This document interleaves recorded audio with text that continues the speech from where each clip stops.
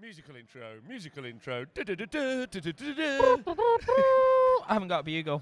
Hello, welcome to Those War Game. I'm your host, Rob. We're live on Sunday morning, Bloodshed in the Shire 2019. And I'm joined by the wonderful Mr. James Powell. Good morning, Robert. How are you? Yeah, very well. Oh, I'm so happy to see you. I can't wait to talk some Warhammer with you for the next 15 to 2.5 hours. Yeah, well, it might be 12 minutes. It might be 12 minutes, who knows? The quickest game we've ever had where the game was over at deployment. I'm still waiting for someone to beat that. Just see your opponent's army list. We're about to find out. Oh, Thyro 2. Oh. Thanks for subscribing. Said about 3 words and they subscribed. Yeah, well we're done. looking good, boys. Thank you very much. So, yes, welcome to the show. It's an exciting day. Today we're going to find out who potentially can win this tournament. It could be Idoneth Deepkin.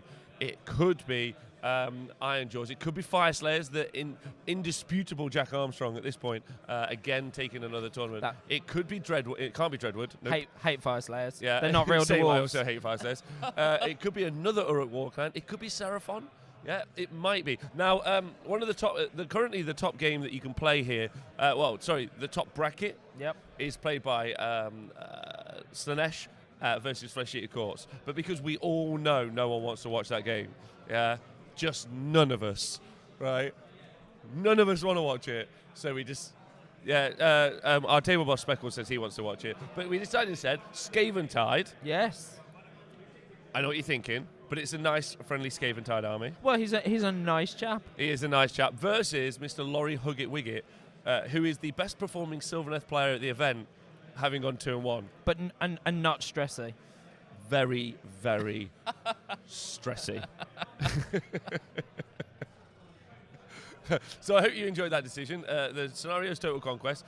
Thank you for joining us live. If you join us, if you're watching on Facebook or you're watching us on YouTube, join us over on Twitch. We'll take the questions like Blaze Be Mad, Elf Bro, my Australian brother. Can't wait to see you at CanCon, Master Kamul, and everyone else who's in the chat. Looking forward to talking to you guys through this. Looking forward to talking to James. There we go. Your stream team crew today is me and James on the hot mics. Yes. We've got our table boss, Mr. Simon Speckles, Mr. John Scriven, who's going to bring us the technical knowledge and the game overlay now. And all the angles. All the angles. He did a great job yesterday. Yeah. Did a great job yesterday. And there it is. Right, so there it is. We're playing Total Conquest. That's the battle plan that we're playing. And Total Conquest is these 4 objectives right there. And what you do is you score a point, 1 solitary point, for every time you hold one of those at the end of your turn. Yep. However, if you take it off your opponent, if you conquest them, basically if you're the British, any times after like the 1400s. Yep. Yeah. When they were doing Yep. stuff and robbing They were people's doing countries. stuff. And as a British person, I think I'm allowed to say that. Yes. Yeah, perfect. Then you get you get a bonus point, so +1 point if you take it off your opponent, which is cool. Yeah. Which is cool. However, your opponent can then take it back, so it's kind of like a trading kind of East India Company. Yeah, I think it's a weird battle plan, right? Because sometimes it's almost worth not taking your own objectives to start. Let your opponent think, oh, I'm going to get them. They get the 1 point, you take them back. You've got your own. You're in your own half. You get the 2.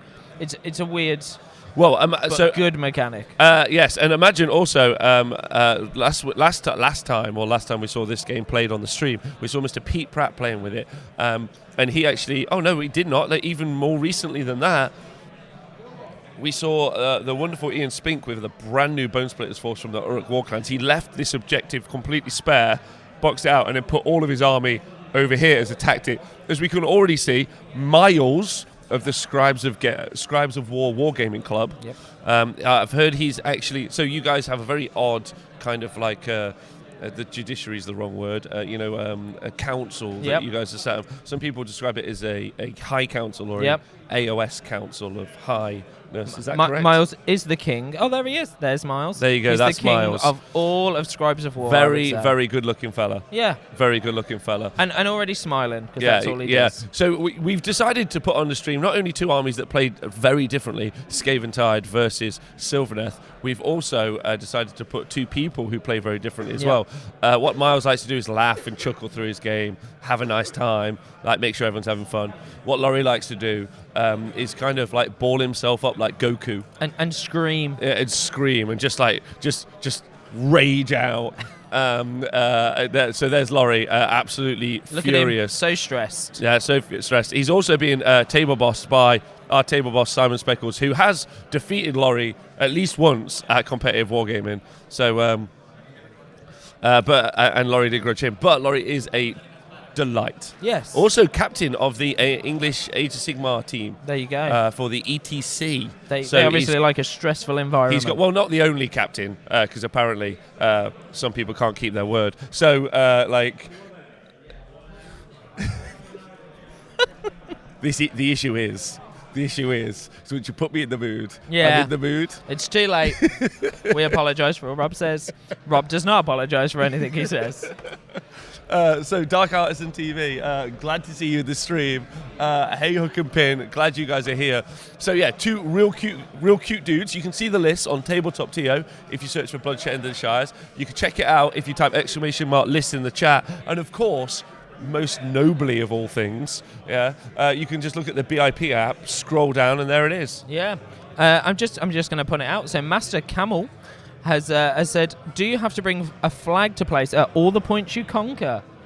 You don't. That's not in the rules. But if you do that at an event, in the future, it James, would be great. Are we printing those? Maybe. Yeah. Little flags. Oh, imagine instead of the OSL, we put we just changed the little flag colour. There you go. See, little magnets.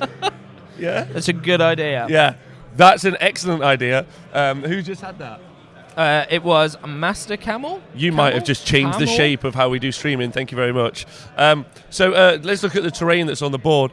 This piece here is volcanic.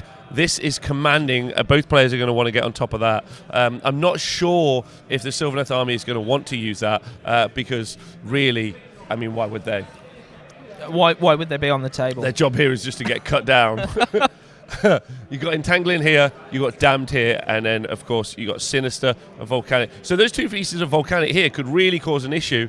They're not too far, they're not too close to the objective. The Mystical over here is, so that could impact it. I also think the Entangling here, but obviously with the Sylvaneth army, we're going to see them put their new Wildwoods on the board. The Dreadwood also get to choose who go first as well. We've also got a Gnaw over here, Gnaw at the top right, and I imagine there's a Gnaw just under here. So loads of room.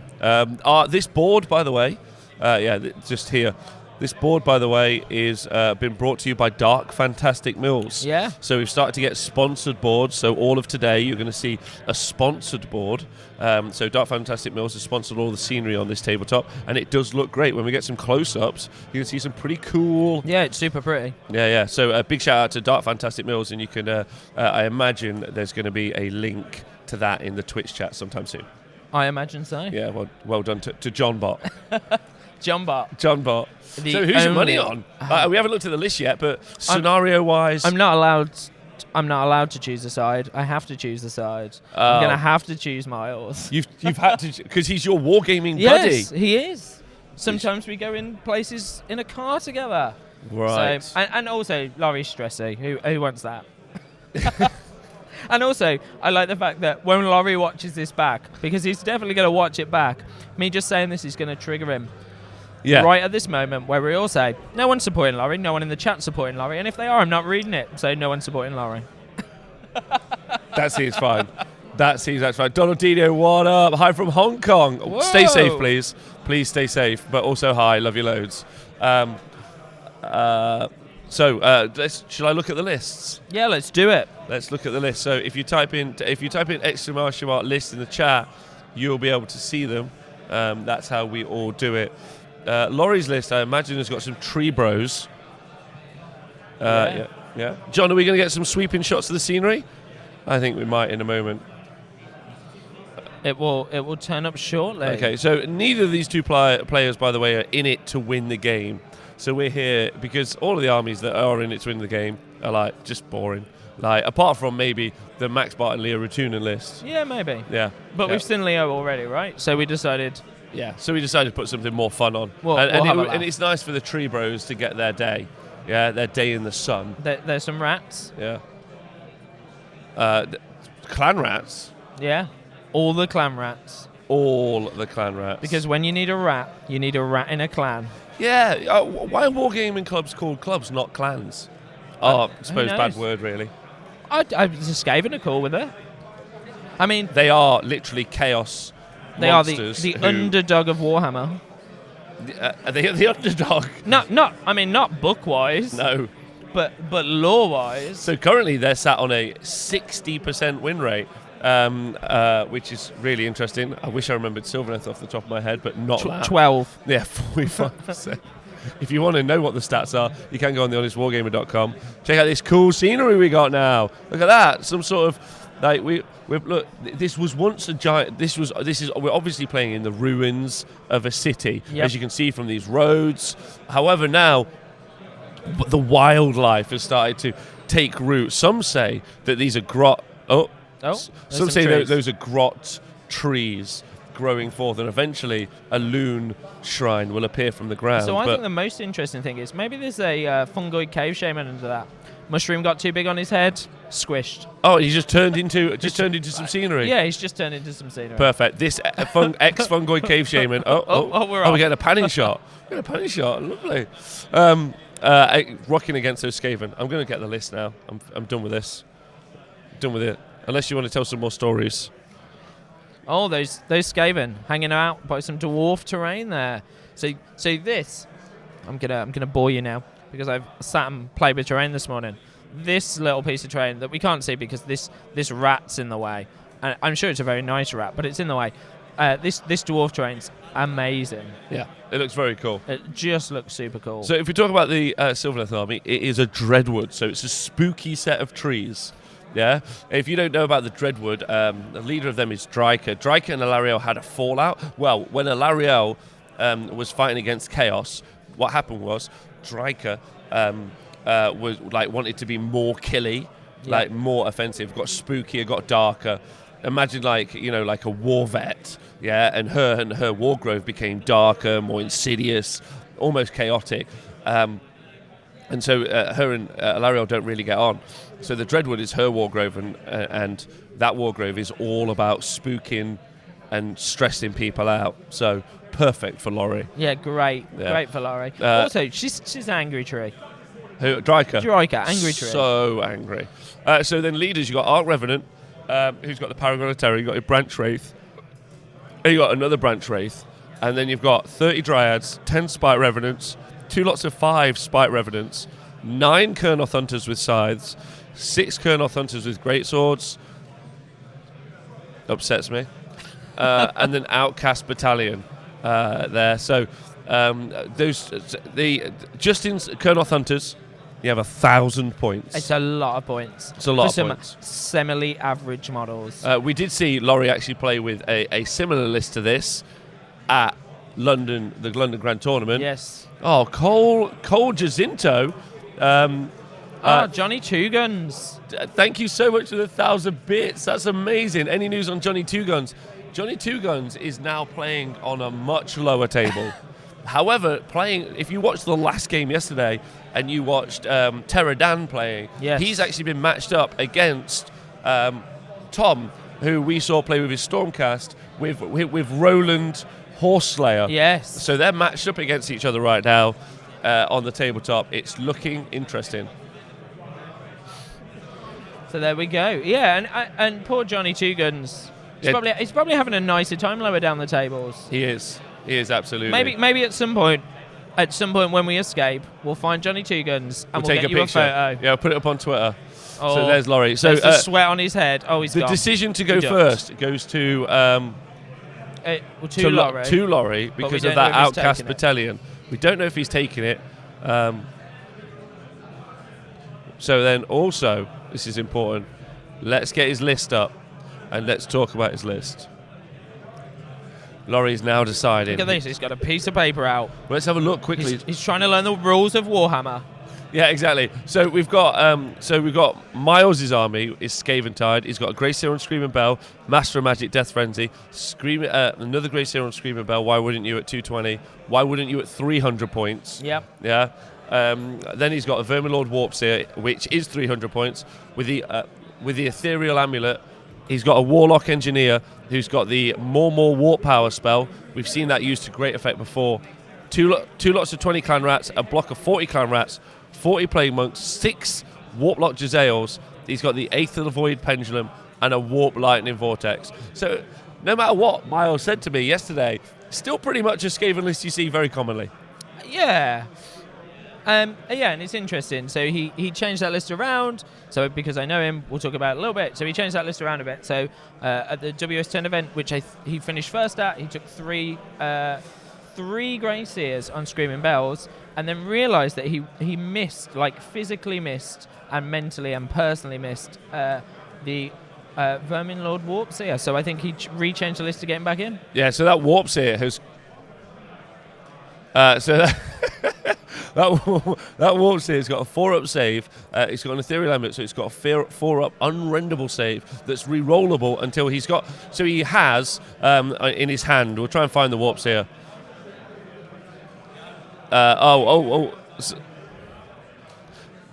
So let's go back to it. So Laurie has decided to take the first turn, but I want to talk about the Warp Seer some more. Yeah, let's do that first. Yeah, he wants all of his fans to know. No, apparently he asked his fans, and they've told him to go first. So all one person, that's probably his mom, said, Laurie, listen, take first turn. If you're Laurie's mum and dad, you've raised a great dude.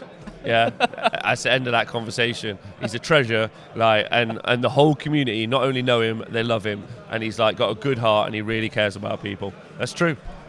Rob's woken up nice stressy, this morning. He's stressy though. He's stressing. You've woken up nice this morning.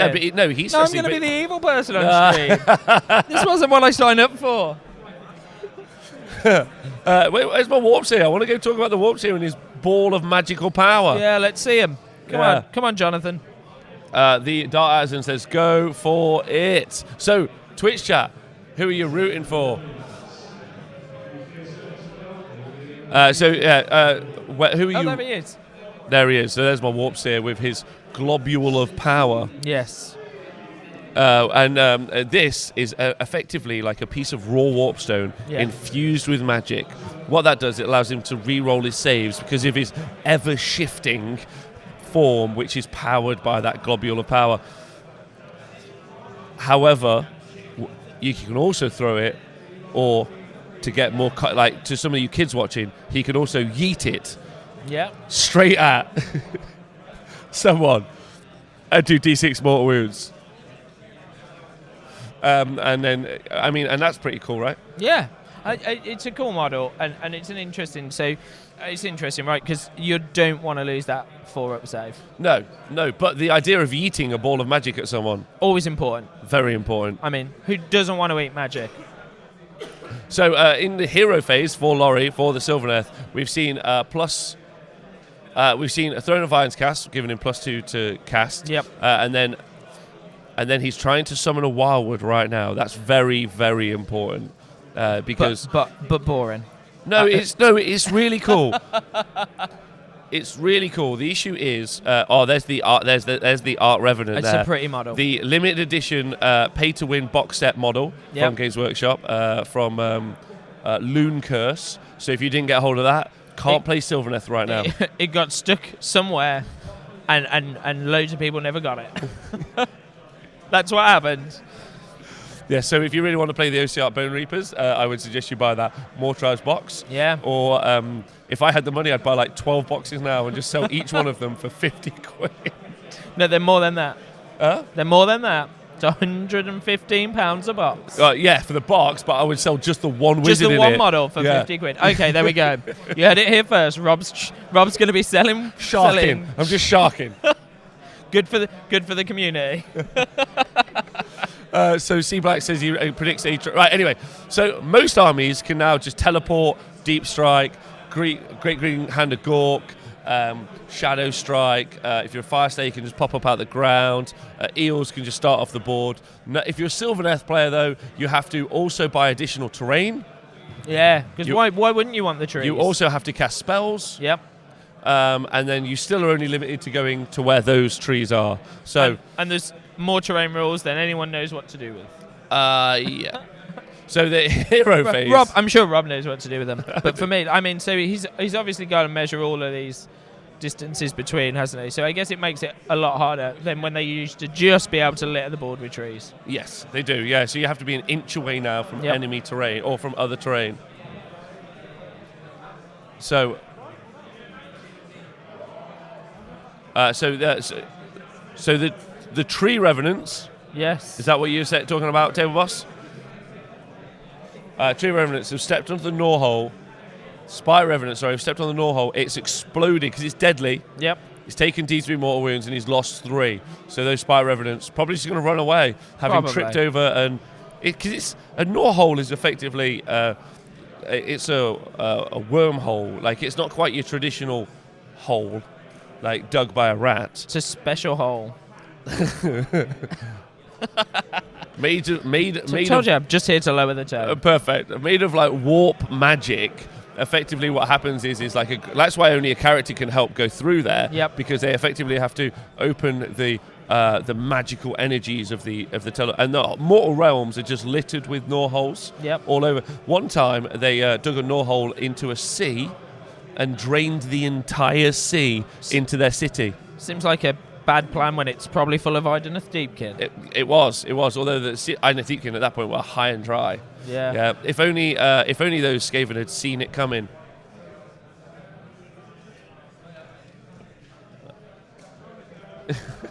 So we're watching Laurie's movement phase. Why is Laurie building a wildwood? Is it because he's part of the Extinction Rebellion and he's trying to just create a roadblock because he's an environmentalist?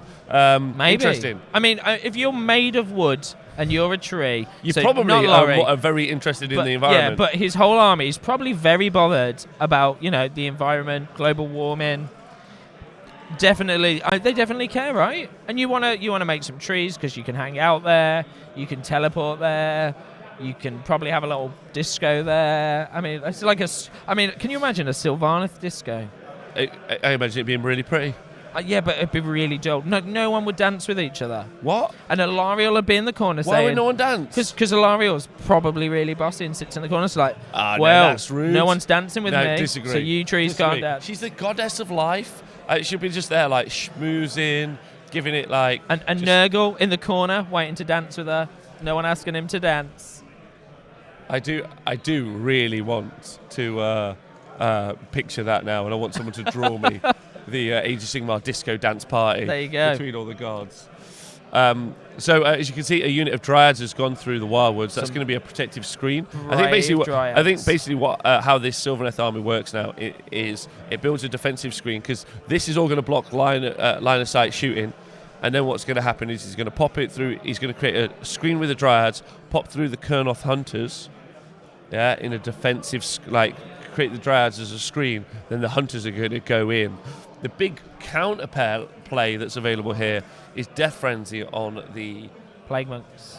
On the Plague Monks, yeah. Well, so Death Frenzy is a spell, but you put it on the Plague Monks, they're already great in combat. Now, if you kill them, they hit you back. Everyone's having a bad time. They're horrible. Horrible. And there's so much maths. Huh? So much maths. There is so much maths, yeah. It's pretty intense. What maths is happening? So when Plague Monks roll.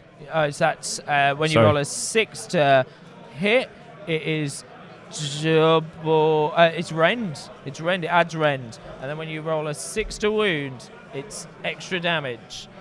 But then you have to do the math. So some will be minus nothing, 2 damage. Some might be -1, 2 damage. Some will be -1 but 1 damage, and some will be no rend, 1 damage. And there's too much maths. Too many. Yeah. Too much for me. I know. So, the battle plan is Total Conquest. Thank you very much, Scrivo, in the chat, letting everyone know. Sylvaneth taking that first right turn. I'm rooting for the Sylvies, I think. I think Miles is a treasure, but I want my Sylvaneth brothers. I'm a long-time Sylvaneth player. Some would argue the OG. The OG? So you're the oldest oak in the woods? No, but I have abandoned my Sylvaneth brothers for quite a while, and I feel bad about that. And with the new book, and especially the stats will show it here, Laurie, the only Sylvaneth player at this event who's on 2 victories and 1 loss. Everyone else is on 2 losses and 1 victory. So a real tough matchup, and if you compare, it's power level. It's nice that the more tribes are out because the Sylvaneth might be able to beat them. Probably not. Probably not.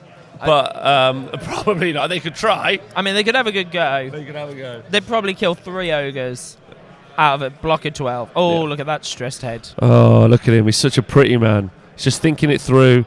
What would the captain of the England Age of Sigmar ETC team do in this situation? Shuffle forward. Yep, have a little shuffle. Little shuffle. So someone did say in the chat, and I've lost it, so I'm going to find it, because it was a good little comment, and it was about my all my rubbish I'm talking. So in the chat, Pocky John said there's too many wallflowers at a Sylvaneth disco. And that's probably true. Yeah, so let's have a little look. So choice between dirty rats and horrible line of sight blocking trees. Arcanor Admiral. Yeah, but I mean, probably neither army's appealing to an Arcanor. But both might pay you, so you'd probably be okay with that. Yeah, so it's an interesting matchup, and we'll see. So Skaven obviously will generally rely on a lot of shooting, and there isn't going to beam the ability to shoot over here now through this wood. So this wood's going to block line of sight. The wood back here is going to block line of sight. So what we're going to start to see is as those woods fill the board, Laurie's going to basically cut off various line of sights across it. To minimise that Skaven shooting. So we'll start to see kind of what's happening. But what's most exciting about the Skaven army is the way it can attack in line. So which is you can apply pressure both in combat, shooting, and magic. So they've got a central focus. Sylvaneth can potentially do that as well, but Laurie hasn't built that into his list. So he's gone a lot of combat, 1,000 points in combat there. Yep. There's a lot more of a spread in the Skaven army, which is why they're so strong. Why they're sat on that 60% win rate, and they're the second most popular army in the Age of Sigmar competitive environment at the minute, at 9.5%, just behind Stormcast, which are the starter box, right? Yeah. So it's indicative of just something people find really attractive. It's really, really good. So you got the ability to apply pressure with the Plague Monks and also attack with the Jezzails. And I would say that having put 1,000 points into combat, Laurie feels like he's got the upper hand when it comes to combat, but the Jezzails are going to be his real issue. The ability to shoot out characters and snipe things is really going to affect stuff, truth be told. So we're watching some Colonel Hunters teleport. Yes. With scythes. So, yeah, a unit of Colonel Hunters. So that's the big block. That's the lads. That's 600-point unit over there. Definitely threatening this line here. But what's really interesting, because of the lack of shooting, you can definitely just hold this unit up for turn. Miles, if he wants to, could just put a line of rats here. And what he wants to do is just start pumping mortal wounds into there. But he could get the charge. So that objective's... so it costs a command point to do this teleport, but I reckon he could charge here, and he's looking to just get in, wipe that out, wipe this out. And the interesting thing about Laurie's army compared to Miles's army is the capacity for him to summon more dryads. Yep. So he can out attrition the Skaven, but the Skaven definitely have more when it comes to output. Is this the charge we've seen? We'll get that double check now. So he rolled a 6 on the charge, but because of the spelly class, we'll get a name for it in a minute. Because of the spell, it's got +3 to his charge roll, so he's rolled a 9. So this model has moved 9, and the others are now moving through. But past that, fantastic terrain by Dark Fantastic Mills. Yeah, there we go. There we go. Good terrain there. So he's definitely what he's planning on doing is going in here and then having a couple of cheeky extra shots, and then definitely just wiping that unit. So he's going to want to. So the unit of Dryads that we saw teleport earlier have also got +3 to the charge, and so that means they need a 9-inch charge. Oh, the Bombardiers very unhappy about that. Very unhappy. Dun, dun, dun. That needed a little sound effect. Yeah. We missed that chance. Next time. Here we go. Oh, those are some angry Dryads charging. Oh, there you go, some angry Dryads. Yeah. So okay. So the spell he cast was the Spite Swarm Hive, which is currently on the board, giving him that. Sweet. So when that gives you +3 to charge when you like kind of like a buff that you put onto the unit. So those Dryads have gone in there as well, and Dryads are pretty good. But look, he's just already claimed that objective. Yep, and screening. So if you ever do play a Sylvaneth player who's been playing for a long time, like Laurie, as Sylvaneth, their job and the thing that they're good at is objective play. That's all they're really interested in. Yep. And that's because even before they had a weaker book, before the new iteration of the book, the new iteration of the book is if anything worse than the older version of the book. Always good when you've got an army. Yeah, of which I have a big army. I feel like you have them all. No, I don't. I don't have Deepkin. What about Slanesh? I do own the Depraved Drove. Just checking. So look at that, ringer poses, and how easy those objective markers. Told you, look, they're not dancing. They're not dancing. The Is this a Dryad war dance? Yeah, there you go. Ba ba ba ba ba ba ba ba. And they're all singing. They're all having a nice day out.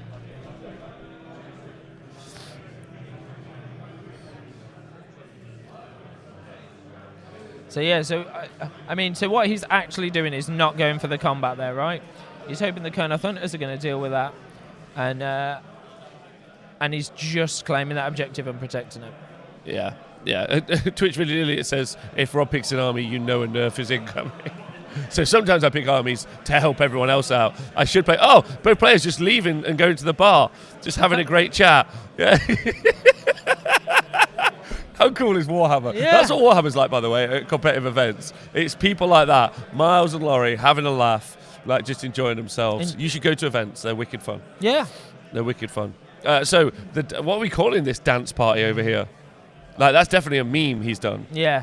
They're having a lovely time, though, I reckon. They're ready for an Alariel that's not in the list to just hang out here and tell them what they're doing wrong. I feel like she'd be really bossy. So a command point's being spent so that the Kurnoth Hunters with Sires have got an extra attack each. That takes them up to 4 attacks each. Yep. 3s and 3s, Ren 2 D3 damage. Not sure those clan rats are getting a save. No. But what I think he's also looking to do, so because of the Screaming Bell here, this unit will be immune to Battle Shock. Yep. Here. That unit is gone and is toast. And what's really interesting is Laurie might just be able to take out enough units straight off the bat that Miles just can't score. Because he already has to. So in this turn, and what he's done is it's called a flood tactic. So he's basically flooded his opponent's deployment and said, you have to get these off these objectives. You also have to eventually come to me. However, his backfield has only got now these 4 that unit of 6 hunters with scythes. Yep. So there's loads of options.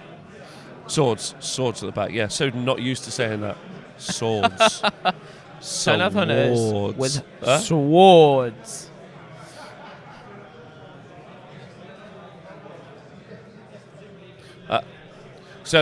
Because Laurie is 1970. Yeah, because his army list is 1970, and Miles's army list is got higher points. It means you get access to a triumph, something that shouldn't be in the game, and then you randomly roll, you randomly determine a result, and then Laurie's got reroll hits.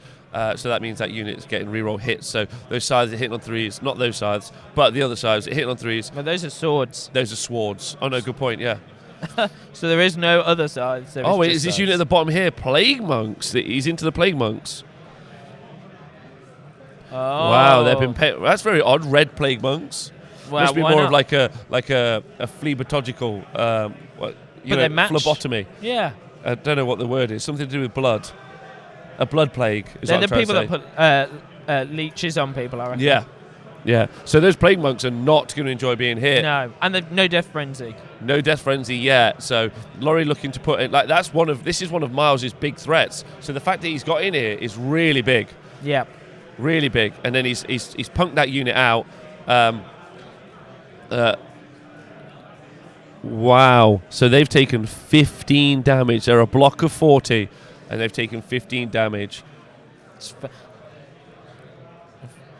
15 poor little rats. Yeah, that is unfortunate, leaving that gap so that they could even be hit at all. Yeah. So what Miles should do is he should retract from that. Oh, maybe not. I guess they get a ton of attacks, right? They do, but they get extra on the charge. Yeah. Right, so but it looks like he's definitely elected to go for Woe Stave and Blade as opposed to Double Blade. Yep. Never a fan of Woe Stave Blade. But No. your choice. So, I mean, who doesn't want 2 fetid blades? Those guys, they've got some sticks too. Well, so, I mean, also it'd be heavy to carry around. Like, you're a small rat. Maybe, but maybe they're all working out. Maybe they're like trying to get buff. Because I mean, rats are always trying to do up on the other rats, right? Yeah. So those rats are like, if I carry this big wooden stick, maybe People will think I'm more important. Yeah, and I'll be hench. Yeah, I agree. And also maybe it annoys them because they've you know the friends of the Sylvaneth. Oh, nice. Maybe this is exactly why the Sylvaneth have targeted them first. Those plague monks have collected some trees from, and then whittled them down, turned them into their fetid woe blades. These Kurnoth hunters are doing have developed a war party to raid back and attack and murder the plague monks, just to be like, give us back. I mean, what is this Screaming Bell made of, if not from some dryads that have been... I reckon Kurnoth hunters. You need some good wood for a bell. You do need some good wood for a Screaming Bell. That's a good point. So, made of Kurnoth hunters. Yeah.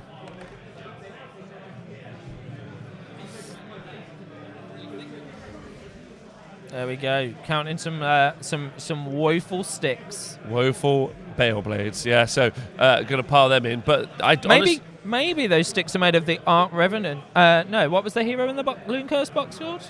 Arc Revenant. The Arc Revenant. Maybe that's where they all went. That Skaven's got them all. That's why no one has one. Yeah. Yeah, good point, Mere Mouse. Not forgetting that Screaming Bell can't move if it doesn't have 10 or more models within 12 inches of it. Yep. So really important to make sure that they stay alive. There are some Jezzails over here, but he's not going to want to move the Jezzails. The Jezzails also blocked from line of sight, I think, but maybe over here can shoot. Thank you very much, Scrivo. So this unit here can shoot, I guess, a little bit. But that kind of hunters, he needs to clear that off, that objective now. He's got his big threat into them, those plague monks. Yep. But he's attacking with a lot less than I think he would want to attack with. Yep. So that's unfortunate. And then he can do D6 mortal wounds here, some mortal wounds out of the Screaming Bell. He potentially can do some damage. Can he do enough? And then he's got to worry about those dryads as well. Yep. Very, very interesting. So the objectives. So the objectives, by the way, are if you guys want to just see. So they are. So from the center point, you can control it if you're within 6 here. So they're actually 12 inches wide at their longest point. Yep. So yeah, they do look really big, but I think those perspex that works really well. Yeah. Like you can see it, doesn't impact the game. You can still see the map. Still see the map. Yeah. Which is important too. Yeah, very important. I actually think that's quite nice. Yeah. Yeah, I'm warming to it. Good. Warming. New for this weekend. What's everyone else think? Because if you like them, we might order a bunch and then sell them. Because I think that would be good. Yeah. Well, yeah. So say that again. Sorry, table boss. So the plague monks have only done 7 damage, but they've killed 2 Kurnoth hunters. Yeah. So some took mortal wounds earlier from the plague monks that they killed. Yes. So 3 damage went in. So 10 damage has been done in all by those plague monks, which probably isn't huge, but those Kurnoth hunters are starting to die, and there were 600 points. Yeah, and he's already lost 2, so almost lost 200 points of that unit of Kurnoth hunters. So there we go. Those Kurnoth hunters trying to just reclaim the wood that was stolen off them. So the Dryad combat that's happening on the far left-hand objective over here. The Dryads enraptured themselves. Well, they actually enraptured the unit in front of them. This unit here, that gives them +1 to hit. Yeah. Yeah. They've got 2 attacks each. It would be terrifying Nice. If they could hit. Nice. Yeah, but they've hit like saps, and they really haven't pulled it out. They did one hit back, and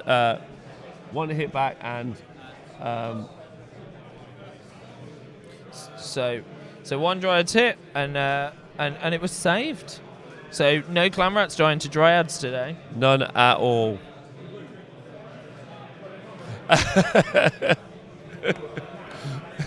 None. But it does look like Laurie. Oh dear. So it does look like Laurie has actually. Okay, so the Clan Rats hit 2 Dryads with their little pointy knives, and nothing happened from that. And there's Laurie, glad that he's not removing any more models, and probably having a nice game so far. So the Kurnoth Hunters having a little stamp, and they've done 4 mortal wounds to those plague monks. It's after combat. On the stomps, on the stompy feet. See, what's interesting, after big kicks to the overlay.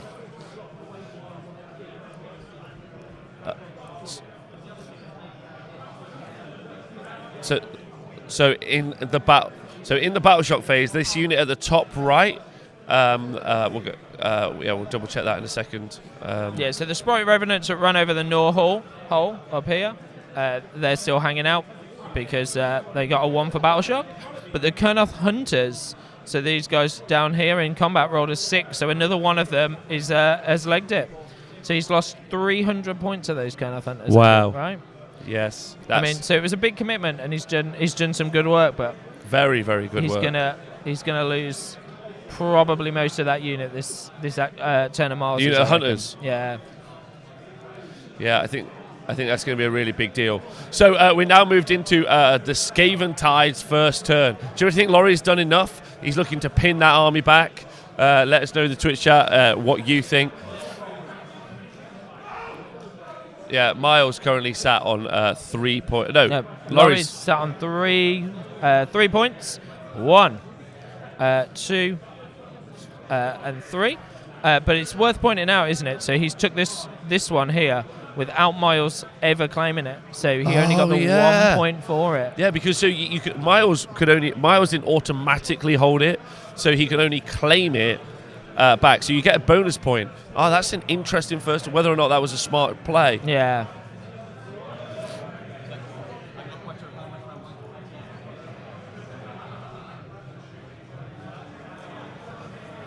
Very interesting.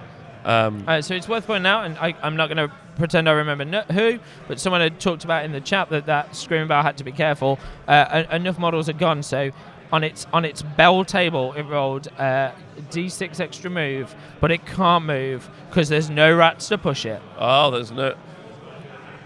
So there are no rats to push it. So really interesting. But the Screaming Bell is going to go off, right? So you roll 2d6 in your consultant table. So that means that, and loads of things can happen. Mortal wounds, minuses to hit. But before he does that, it looks like what he's doing is casting some spells. Mortal wound output from Skaven is huge. He's doing Crack's Call onto the Kurnoth Hunters, looking to do mortal wounds into them. Again, the mortal wound output plus the Plague Monks might deal with this over here. Don't forget, we've also got the Jezzails that can shoot in.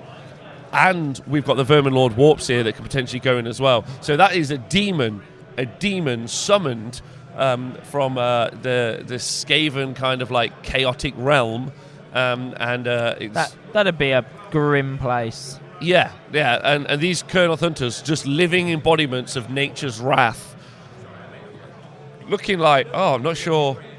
I'm not sure where those 3 other guys just went.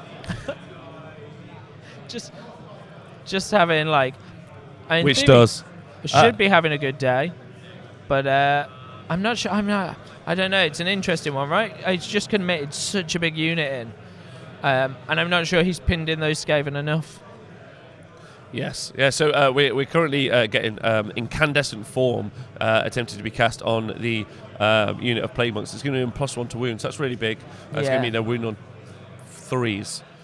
So that could really change. Again, more wound dice given in there. Everyone in the chat, what's everyone saying? So, or maybe that fancy lighting you've used in the past. It's a smart play because he stopped Miles getting it this turn. Next priority, if Laurie wins, he gets another. Okay, so Donaldinho into it. I personally would have waited, I think, to do that strike. Because with those teleports, he's got it. But we'll see if it works out. It could work out in Laurie's favour. I think that's definitely... I don't want to pretend like I know now how to use the new Sylvaneth book, which is why we put it on the stream. Don't think you're going to see Sylvaneth day 2 a lot of events. Nope. But I still think it's an army. A lot of people love the models, and we really want people to see how someone who's been using them a lot and working at them consistently has been trying to use them. So maybe this is a solid tactic against Skaven, the second best performing faction in Age of Sigmar at the minute. So we're having Skittle Leap cast, and that's being cast. Can we get the top down, please, John? So there's being cast objective. on who? This objective here, if he can take that, he's going to get 2 points from that too. And all that's left there is those 2 Sprite Revenants. So we've just had the Warps here, Skitter Leaped. He's always bouncing about. There we go. So he's going to take that top objective because he can. Well, but the big question is he going to throw? Is he going to throw his Warp Bomb, or is he not? He's got all the tricks, right? Oh, so he's not going to do that. He's Skitter Leaped and he's casting the Warp Lightning Vortex. Everyone's favourite spell. Yeah, this is a big job here. So that board control, which hasn't been... Lots of shaking. Here it goes. He fails it. Do you know what? For the betterment of the game, we're all happy about that. Yeah. Yeah. Well, I shouldn't be really. Yeah, sure. Miles, look, you're a really nice man, but I'm really happy that never happened. I thought you loved that spell. Well, Lightning Vortex is kind of fine nowadays. So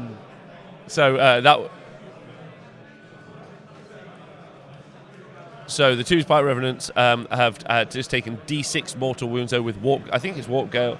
He did 4 mortal wounds, so that means he's claimed that top objective, and he gets a bonus point for taking it. Yeah. So that gives him 2. If he can, he'll get 1 for this bottom objective. So it already equals the score. Yes, and then so it looks like what he's trying to do is just push on this side and then swing round. But next turn we do have those 6 Colonel Thunders with swords potentially, but that warps here, by the way. He will not die. The Verminal warps here. Oh. So more warp power has been cast on a 12. Yes. But we're not sure what on. Oh, it'll be on the Giselles. On the Giselles. So yeah, that's gonna really impact how much damage they do. So that means he's gonna. Well, it depends what he's shooting at, but I imagine he might just shoot at the Dryads. Potentially, but I imagine it's going to be the Hunters. I don't know, those Plague Monks should chew through them once they're fully buffed. Well, they're much better than they were before, because this turn he's going to get to just plant his roots, and he'll get to re-roll his saves. Okay. Which is so much stronger, really. He may also... So this unit of clan rats is actually going to retreat. Which is very Skaven. Which is so Skaven. Leg it, lads! Yeah, you could do a Skaven voice. No. Oh, what? I'm not sure that was a Skaven voice. I do all the Gits voices and all the Grot voices, and you don't want to do one Skaven voice. Occasionally it'll come out. There was anyone in the chat that's old. There was an amazing Warhammer game many moons ago on PC called Shadow of the Horn Rat that was all Skaven. Brilliant. Best Games Workshop game ever made. In the world. Yeah. Amazing. Old school, top down, horrible. All your units used to die.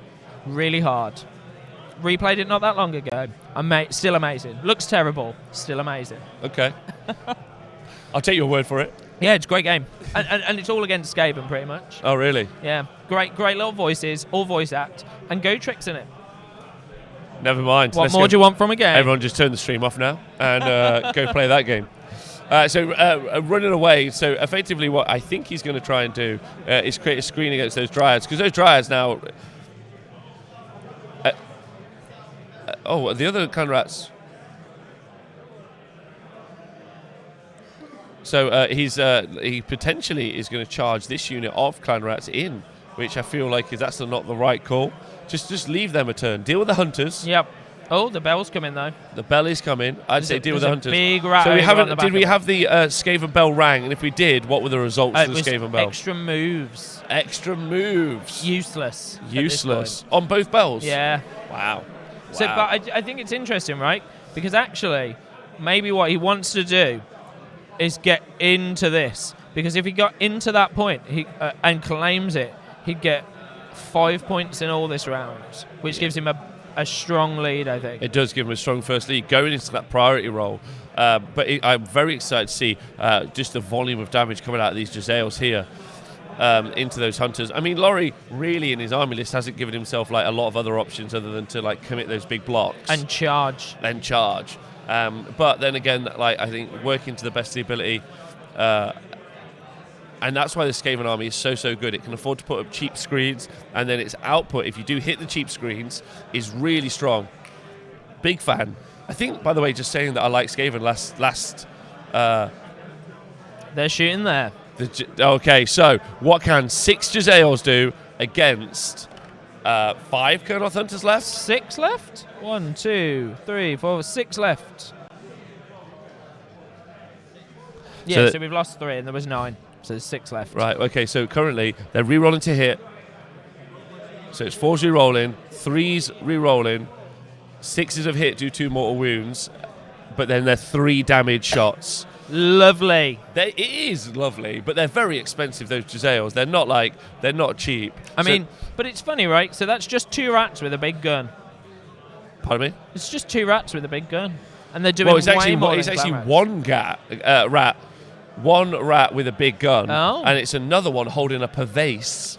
So, like a French crossbowman. Now, just to give that in context, they've just now done 14 damage.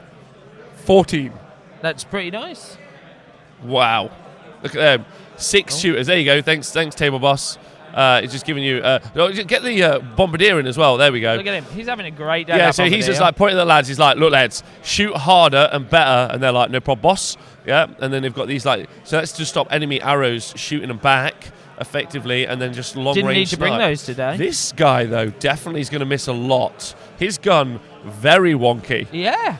Very wonky. I mean, maybe he's going for like a curveball. So maybe it comes out and it bounces. Oh, there you go, look. So that's what he's going to do. He's going to shoot into his mate. It's going to bounce off there. It's going to do all the damage. I actually think that this particular... so he's pretending he's shooting forward, but this Skaven used to be his friend, but then he borrowed some cash off him. He never paid him back. Yeah, and in Skaven society, that's just unheard of. So then he's just like, oh, I'll accidentally shoot you in the back. And also then maybe he'd get to be on the front row. So we've moved on to combat, and we're going to watch the Plague Monks fight the Hunters. Yes, here we go. So Meermouse says that it's to compensate for the curvature of the Earth, but that would require the Earth to be round, which is obviously not true. Yeah, it's definitely flat. Definitely flat. Have you not been to the Mortal Realms? On the back of 4 elephants riding a giant turtle. That's how it works. Who's not been to the Mortal Realms? The Mortal Realms are not flat. They are swirling miasmas of magic ensconced inside. Doesn't mean they're not flat. Prove it to me. Prove to me it's not flat. I won't. How's that? Show me a picture that proves it's round. And then I'll tell you made it up. Agreed. So look now, there are only 4 Kurnoth Hunters left. Only 4. If 11 Plague Monks are about to attack them, just visualize that. There's like a bunch... There's a bunch of like giant kind of tree men with like huge scythes looking to crop the heads off little rats, but they're being mobbed, swarmed by plague-infested rats. It feels very much like the New York Underground, if you've ever been. No. It's basically the same. That's how it works. Only the rats in this game are littler. Yeah. I'm going to stop you for a second because I've seen a comment in the chat that I think you'll love. Please do. I won't even look. So, the Wargaming Dad has said, so it's Sunday, imagine it, Sunday, we're on Sunday, it's 10:26, and the Wargaming Dad, who was with us all day yesterday, has said, I'm good, I'm watching AOS with my little man, and life is good. Oh, that is good. There you go. Like, what That's more good. do you want? Nah, nothing. That's what you want. You just want to sit on a Sunday, have a cup of tea, just have a great time. And I hope you enjoy the game. Thanks to you guys. And thank you to the team helping us put it on. It's good. The event here, by the way, is excellent. The Bloodshed and the Shire. But big love to you guys for enjoying what we do. Are the Colonel Hunters going to die is the big question. Maybe there might be one left, I think. But I might be wrong. 7 damage in total, so that's going to be another 2. And I think that's just the knives. So that was just the wooden sticks. No, that's just the knives. Now the sticks. They're now taking their dead brothers and hitting them with them. All those Arc Revenants that people couldn't get. Yeah, they were told were stuck in China. What are you going to do if you hit... But no, the Skaven had them and they made sticks. Do you remember when you wanted an Arc Revenant? Make your Sylvaneth army work? No. It's now a Skaven stick. Twitch Visual Idiot, thanks for in the chat pointing out, I don't actually think the Earth is flat. No, we don't. But it was a good joke. So what? Anyone in the Twitch chat who watches regularly must realise that when I'm here, just lower the tone. Lower the tone. And not. I think you make it more interesting. Way. So there we go. The hunters, all the damage is done. Okay. The hunters are finally getting to strike back. There are now only 2 of them. It's been a massacre. Yeah. Yeah. And there's a chance that they could run, I guess, again, because we saw one go last turn to Battle Shock, and they'd only lost 2. This is just horrific. This is deforestation happening before our eyes. Do we know if Death Frenzy went off on those Plague Monks? So we'll double check. I don't think Death Frenzy would cast, otherwise we've been told. Yep. But we'll get that information from But there is a chance of mortal wounds still. No Death Frenzy. So there is none on them, so we're safe. There is a chance. Also, there's going to be some stomps. It looks like a good trade, but the trade there is a 600-point unit of Colonel Hunters. Yep. Have traded off. They've killed a unit of Clan Rats. So that's 120 points. But it looks like the Plague Monks, who are 40 Plague Monks, are 280 points. So currently, both of those 2 units are worth 500 points. The Colonel Hunters worth 600 points. And the Colonel Hunters have lost that battle. Yeah. They've obviously other units have gone into them as well. But as a trade, and then it's just left this just super free. So we're into the priority roll. Don't forget, Laurie is red. Miles is blue. You're rooting for Miles, right? I'm rooting for Laurie. I'm rooting for Laurie. How dare you? Oh, and 3 points over to Miles because he claimed that top objective, which was super important.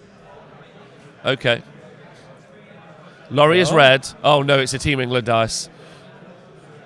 Oh, Miles has rolled a blue. That was... don't worry. Don't worry. I only rolled 2 6s. Yeah, that's fine. I can hear Laurie's voice from the stage pronouncing that his dice hasn't been in the microwave for 20 minutes. So someone asking in the chat, what's the Moon Tyrannid, by the way, big love. What's the purpose of this mission? So there are 4 objectives here. It's all about controlling them. Every time you control one, you score a point. Oh, Kodachi, thanks so much for subscribing 6 months. Appreciate that loads, you angel. So here we go. So there are 4 objectives. Oh, and Mere Mouse for 18 months. I do like that man. And also the only Welshman that actually plays Age of Sigmar. The only? Well, not true. Chris Cave Senior as well, but that's a different conversation. Okay. Laurie's won the priority. He's taken the turn. Just to talk about the scenario again, there's those 4 objectives. If you score them, you score a point at the end of every round. If you've got more models within 6 than your opponent, the centre green bit, the centre green bit is the centre, obviously, and anything within 6. Now, if your opponent holds it, for instance, if this is red, and then your opponent comes and takes it and turns it into blue, you get a +1 point. So that's effectively, it's about give and take, trade. Can you hold an objective well enough, like you can here, to defend against it that you want to take it? Over here, these 5 Spite Revs took it, but then they killed themselves, and then they got mortal wound off. So it's a really interesting battle plan. It makes you have to be quite movie. Yep. Like, also decide how well you can hold something against your enemy's threats. So So the Wildwoods have been summoned. Here they go. So he's summoning it. Summoned it on a 10. It's been pre-measured, and it's on. So he's put another. So he's got another Wildwood. That's cool. That's cool. So he's pre-measured it. Yep.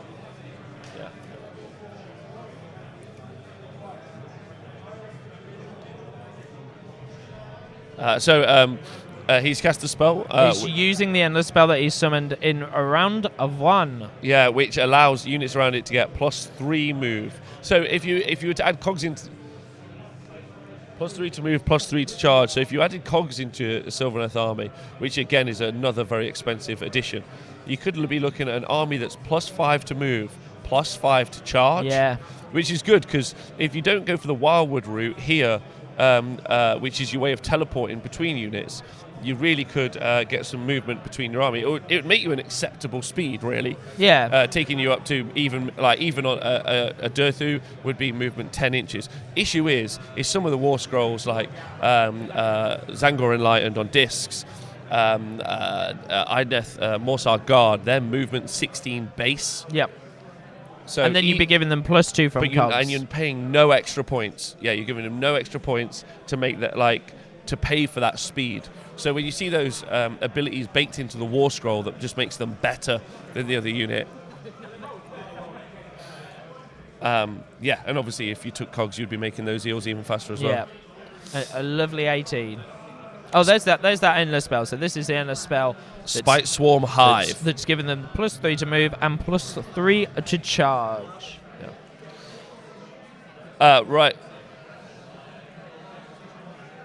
Oh, Moontone is joining the AOS club. Get in, brother. And he's going to be collecting the OCR Bone Reapers. Good man. They do look fantastic. I especially like, I don't know the name of them, the Knights.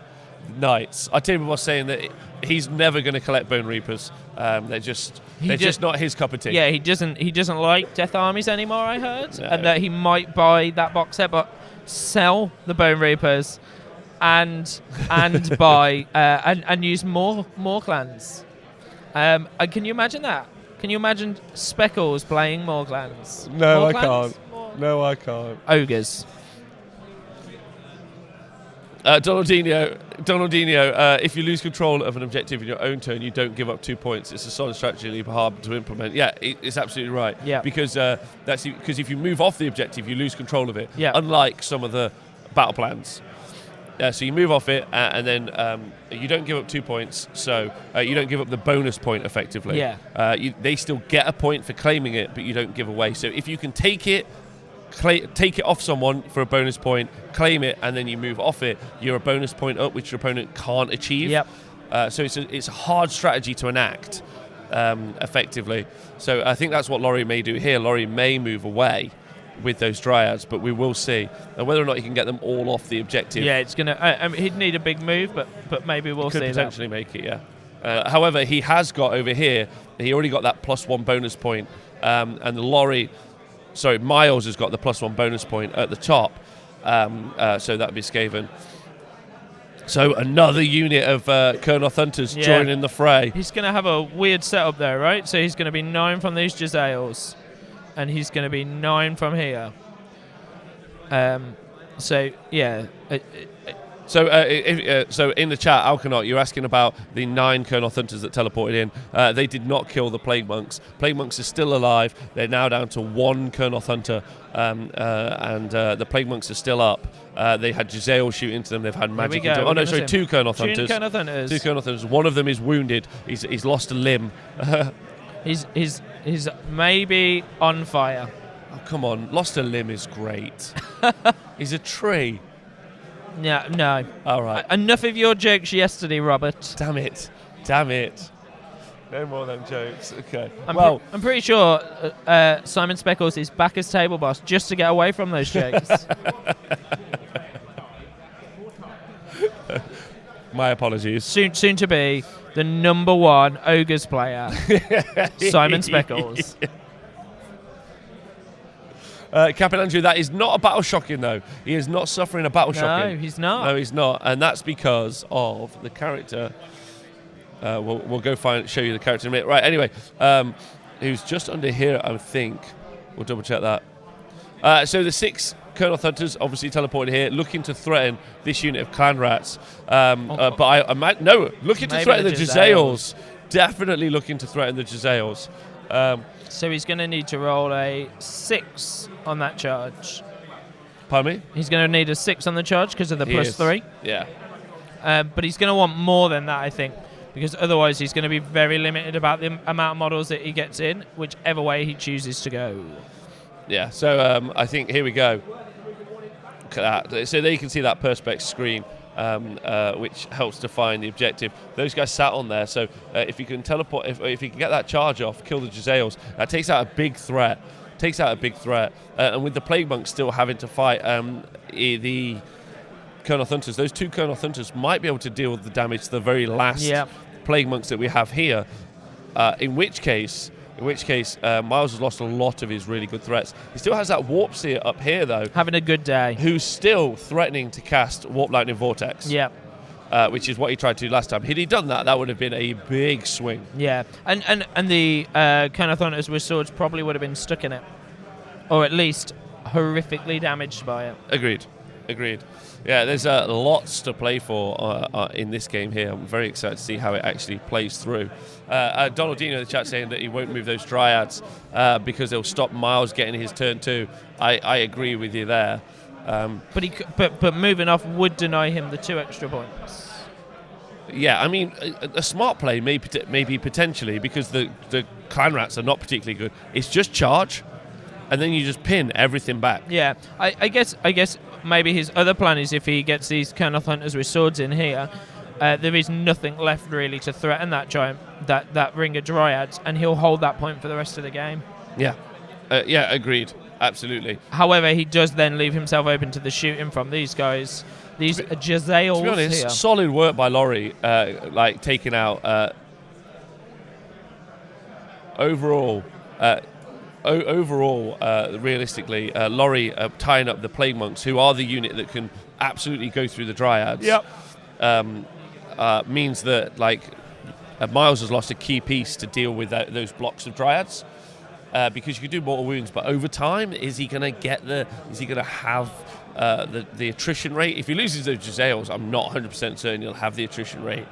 However, Skaven are tricksy. Both those Screaming Bells got the potential to roll a double 6, put a free Vermin Lord of his choice on the board. And I think in his last game, he brought Lord Screech, because he has that keyword, who can then summon 4 clan rats or something really not useful. But it might be useful in a game where bodies happens. Okay, so both players having a conversation about what they think the smartest move is on the tabletop, and what they should do. So apparently Miles is helping Laurie, but then Laurie is helping Miles. That's good. They're both aiming for the win. So there's Laurie. Not looking stressed. That's pretty good. That's nice. That's a nice change for him. Miles also not looking stressed. Let's get a zoom in on him. Let's look at that. Let's look at that gorgeous fella. Let's just look at his little face. Yeah, just what a nice man. Yeah, he's just. There they are. What did he? With the +3, he got an 11. So he rolled an 8. He got into the Jezzails. That is fantastic. Into the side of the Jezzails. That's a flanking. And then I'm going to be followed by a spanking. So someone should have told those little shield rats to turn the other way. Yeah. Laurie, there's Miles explaining exactly. Oh, I love that shot. That was great. That's such a shame it went. There's Speckles. No, we don't want Speckles. Wow. No offense, our Speckles. cameraman really showing off what our cameras can do at that stage. They are having a little chat. Laurie found out he was on TV. Oh, I loved him in this for a job. This is great. Did a little pose for his mom. Come on. Do you think that will be on Laurie's mom's, on her kitchen wall? Yeah, well, she should. I'd like to say, shout out to my mother, who has a photo of me when I came second at Throne of Skulls on the wall in the kitchen. Oh, what a babe. What a babe. That's so lovely. Right, okay. Don't forget, there's obviously going to be a winner of this event. It looks like it could be Uruk War Clans, could be Fire Slayers, could be Arneth Deepkin.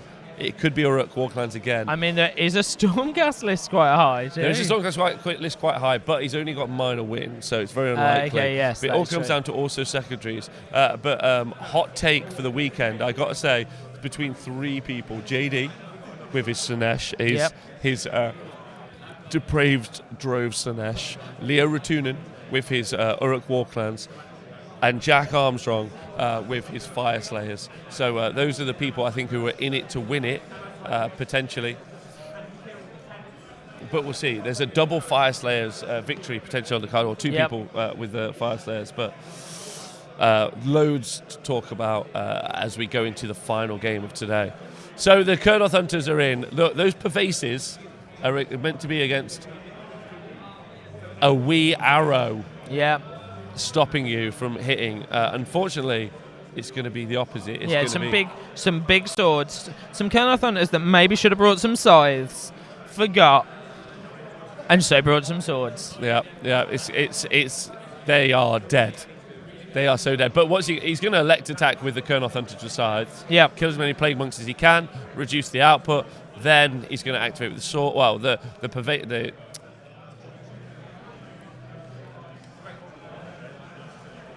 Okay. Both players apparently swapping numbers with each other.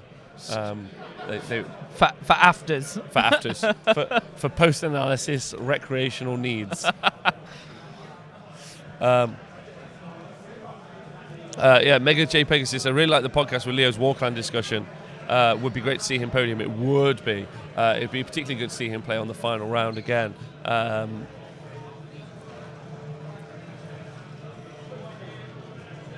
So the Plague Monks have only taken 5 damage. So that's pretty solid. And then 1 mortal wound has gone back onto the hunter. I think that's killed a hunter. So he's on 3. So he's always on 3. So then that's, I mean, still not that much. That's 2 Kurnoth Hunters is 200 points for 3 Kurnoth Hunters. For 40 Plague Monks, it's 280 points. Yeah. There is 0 equivalence in their output. Like the only thing you can say about Kurnoth Hunters is their ability to put rend through. And as we've seen with the Osiark Bone Reapers, so the current armored faction in the game really is Fire Slayers, but they have that DPR save, so that 5-up save, 4-up save after, which is super strong. The other armored faction is Stormcast. So the Osiark Bone, but they get mortal wounded to death because they don't have the DPR save. So with Osiark Bone Reapers released with their 3-up, potentially 2-up save battle line, you might see an army that needs rend. So Plague Monks just aren't going to go through them, even with the volume of dice. No. However, those Kurnoth Hunters may. Unfortunately, they then don't go through the Fire Slayers. Yeah, and that's where it gets interesting, though, isn't it? That's the good part of the game. So the Jezzails are fighting into the sword Kurnoth Hunters. Unfortunately, I think they'll do... but I don't think he's going to do... Any wounds. Because he did do 1 wound. Oh! Very cheeky. Well, mainly because most of these guys are fighting backwards, so they're useless. And do we think it was our old friend, Curvy McGunn? Right there. Curvy McGunn. Yeah, the bendiest sharpshooter in all the land.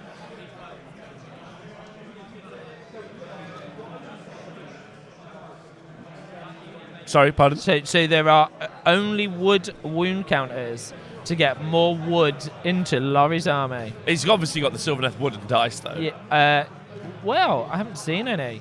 It's all about the Team England dice, right? Mega J Pegasus says that's how the gun got curved. He's hit too many trees with it. Maybe that would be a good story. He used it as an improved weapon. We've seen some models this weekend that have slayed specific units. We had a horse slayer. Yeah, Roland. We had an elf slayer, and I'd like to think at this point that we were going to have a little rat that slayed trees. But in about 30 seconds, he's leaving the board. So those Kurnoth Hunters, look at the size of them. They're literally going to stomp on one rat and then lift the other on a skewer. Yeah. Like, just picture it. Like, they are huge in comparison. They have loads of attacks each, 4 attacks each. They're going to be doing. They're doing damage too. We've had a question from our merch master in the chat. By Blaze Be Mad. When does the Honest Wargamer Dyson shirt ship? So you may have noticed, although I'm not sure how many shots of us, other than on stream there's been, that our tees and hoodies have arrived. So we'll be shipping imminently. The dice are being custom made, and they are all Chessex dice. So I didn't know that. There you go. So they're custom built in the States, so they take a little bit longer, which is why we do them as a pre-order. The worst model that we've ever had. There we go. Yeah. So those will be shipping imminently, but the dice are a little bit longer, so they have to be made. Then they have to find their way to us, and then they will find their way to you. We missed the death. We missed the death. But I'm personally. I got my hoodie yesterday and I was over the moon, let me tell you. Very excited. So they did 28 damage to the Giselles. The Giselles have got 2 wounds each. So so that means that they had 12 wounds there. There you go. He did twice as much and a bit more damage than he needed to do. 2 and a bit. 2 and a bit. Yeah. All the Giselles have gone Rooney Swoony. They took 28 damage. Yeah, not a surprise. I think that was the most unsurprising combat we could have ever witnessed. And then so the Plague Monks are now striking back. There aren't many of them, and there aren't enough, I would say. Don't forget the Giselles did 14 damage. Yeah.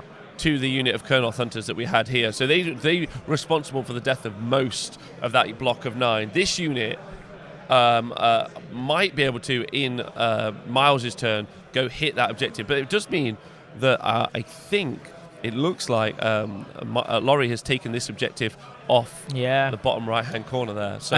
So some questions in the chat, and I did just see one. So the Screaming Bell can't move, but I do believe it can still charge. But maybe not. Someone said no. So can a Screaming Bell charge without the rats? No.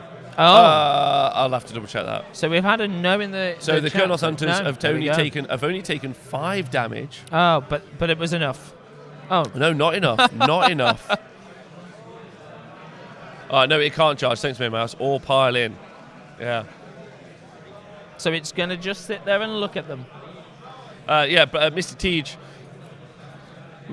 it does look like my call was wrong, so and I'm always happy for that to be true. Laurie tying up that unit of Plague Monks in that bottom hand corner has really changed the shape of the game, because that Plague Monk unit could potentially go through lots of what he has. He's committed everything now. His 2 big forces, really, the Kurnoth Hunters, both blocks of them are in. It's going to be for a fair trade, he got the Giselles off the board. He's got the Plague Monks effectively off the board. Is he going to take out this? Is he going to take out this unit here? Is going to be the key piece. I'm not sure what's left on the board for him to do it. Here we go. So into Miles' turn. So Miles got a lot to do. So he's rolling the Screaming Bell to see what he gets here. He's got 2 Screaming Bells, so he's going to clang the bell. Yep. He's got a 10, and the result of that is -1 to hit for everything within range. So that's a big deal. And then he's rolled another Screaming Bell, looking to get the Vormin Lord. He's got a 6. And so he rolls the dice for everything within 24. Oh no, everything within 24 gets +1 move. Okay. So it's not the 12 you wanted. No, not at all. So it's whether or not now he can delete. Oh, sorry, we've had some poor information. Tell boss. It's every unit within 24. You roll a dice and it does a mortal wound on a 4+.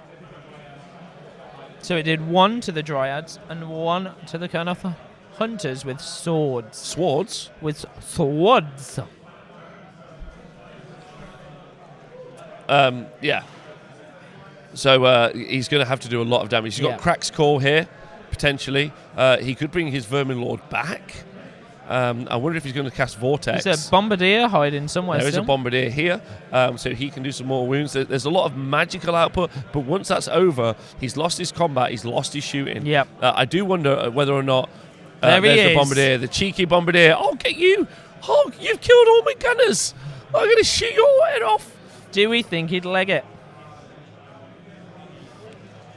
So the Colonel Thunder's taking crack score. It's going to be D6 mortal wounds. I think also I think he should try and free up. So he's done 5 mortal wounds. I think he should free up this unit of Plague Monks at the bottom. Yep. Get the by killing get the Plague Monks back in. Get them attacking first here. Yep. That with all of the magic might take them out. And he could get 2 points back for taking that. No. He could take. He could get 2 points back for taking the objective. So then he could also fire his Doom Rocket, that Bombardier. Yeah. Yeah, and potentially do 2d6 damage. Gotta love a little rat carrying a giant rocket. I do. Although so he's spending some Warpstone. He's gnawing on some Warpstone to infuse himself with magical power. And then he's using that to cast his War Scroll spell, which is going to do D3 mortal wounds if it goes off. So again, looking. So he's done 2 more mortal wounds. So far, he's done 7 mortal wounds into that unit just in the magic phase. We've still got the Verminlord Warpstone at the top of the board to activate. The Screaming Bells have still got their spells to cast. Still got shooting. Maybe it's clearing that objective is what he's got to do. I don't know if he's going to do it. I love the pressure that Laurie's put on early. Yeah. Like he's like Miles is like, you have to deal with this. No, sorry, Laurie's like, you have to deal with this. And Miles is like, right, yeah. He can't even play the game. He's just dealing with what he's been fed. Yeah, in his own half of the boards. Yeah. From turn 1. Oh, on a 10. So he's done Arcane Bolt again. I really feel. So he's done 1 mortal wound, taking out another Colonel Thunder. I don't know why he didn't free up the No Plague idea. Monks. So there are 2 spells left. So the Verminlord Warpstone here, and the unit of and the Screaming Bell. So this unit of Clan Rats here has just had +1 to wound on it. Yep. So they can go in, do some damage, and kick it. Whether or not he's going to cast the Vortex here would be very interesting. Set it up maybe out there. Just start ticking more wounds into those Dryads. Yeah. Instead, he's cast Mystic Shield on the Clan Rats. Okay. I think the but he has not achieved it. So I'm not sure. The Vortex is still going to be super strong at that top half of the board. Yeah. To stop picking off those heroes that are hiding in the woods. Yes, absolutely. And just it's the AoE damage it does. It makes it so horrific. So whether or not the Vortex is about to go off, so the Verminlord Warps here at the top, potentially casting it. Like, we'll see. We'll see. Like, potentially threatening this objective. So he's going down. This is a big dice roll. Doesn't look like it's cast. He failed it. So that's fantastic. Doesn't want to cast that chap. Does not want to cast it. Really is going to change that shape. Like, that could have changed the shape of the game a lot. But thankfully, twice. So it didn't do what. So he's done Warp Gale. There it is. That does D6 mortal wounds. Looking to. Perfect. There you go. Popped off the last Colonel Hunter, 4 mortal wounds. So now he's going to be able to pile in those Plague Monks. They've lost 2 Colonel Hunters already. If he can charge in. He's only got to kill a couple to take that point back. Yes. Yeah. But I think what he has to do is really reduce their output the best he can. Whether or not he will, that's going to be interesting. And how many Plague Monks have you got left? 1, 2, 6, 7. So there's not enough to move the bell. No, there's not enough. So the Screaming Bell's going to stay there for the rest of the game. But it's whether or not he can move anywhere else on the board at any point. So obviously he's got these Dryads, and he's going to keep summoning Dryads, which is why that Vortex would have been huge. Yeah. Like at any point. But it looks. Well, we'll see what the Plague Monks do, right? Did he run those Plague Monks? No, he just moved them. Oh, we'll find out from our table boss.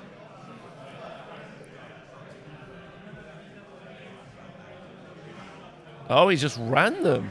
Why wouldn't you charge? I guess Plague Monks can't run in charge. They can't run in charge, no. But you would just move them and charge them. Who knows? Oh, interesting.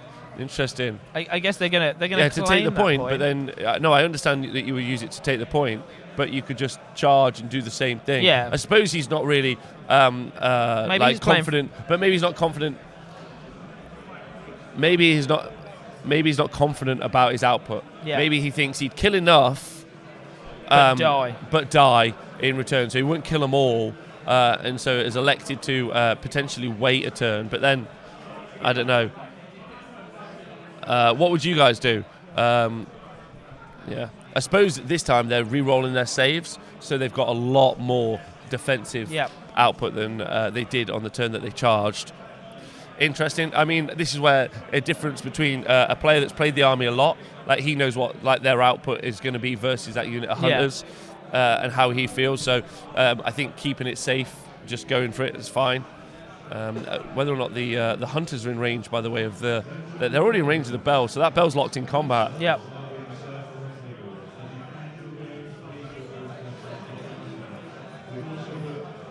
So so what he's doing is he wants to claim the objective, but move the models. So because obviously that unit compiling, and they've got 2-inch range on the swords. Right. Have they? 1-inch range on the swords. So interesting. Blaze Be Mad reckons he'd have charged. And then Napratine says if Sylvaneth wins another priority, it is dangerous on the points at this stage. So I would agree with that. Yep. Yeah. It's a tough spot to be in, I would say. Yep. I think that turn one kind of pop up and charge, as we were saying a minute ago, has put a lot of pressure here for the whole game. Yeah. And what we've seen from that is that Miles has been kind of reacting rather than being able to basically play the game.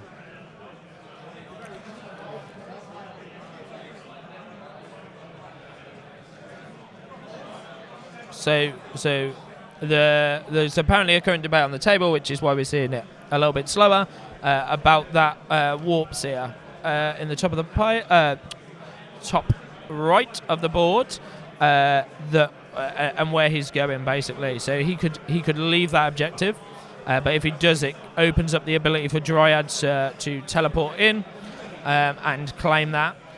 It would go back to 1 point because he would have left the point, so he wouldn't score it.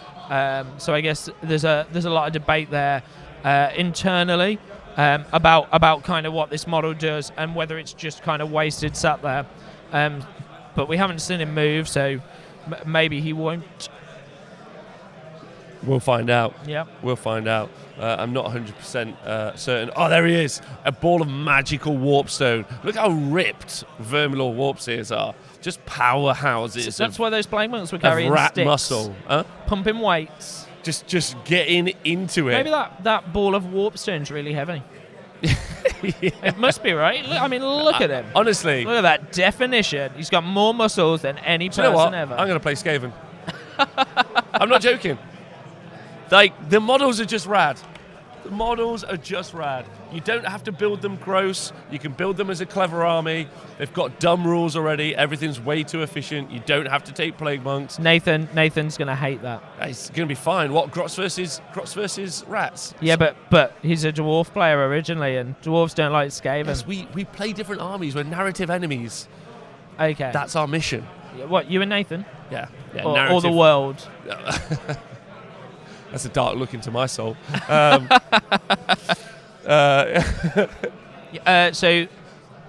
Kodachi...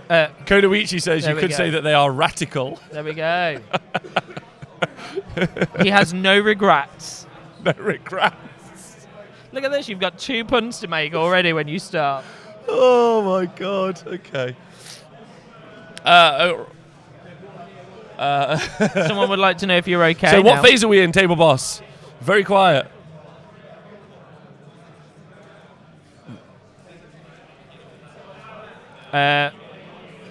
Okay, so both players, they know they've got an hour left, and so they're taking a small break, it being a bit hot up there.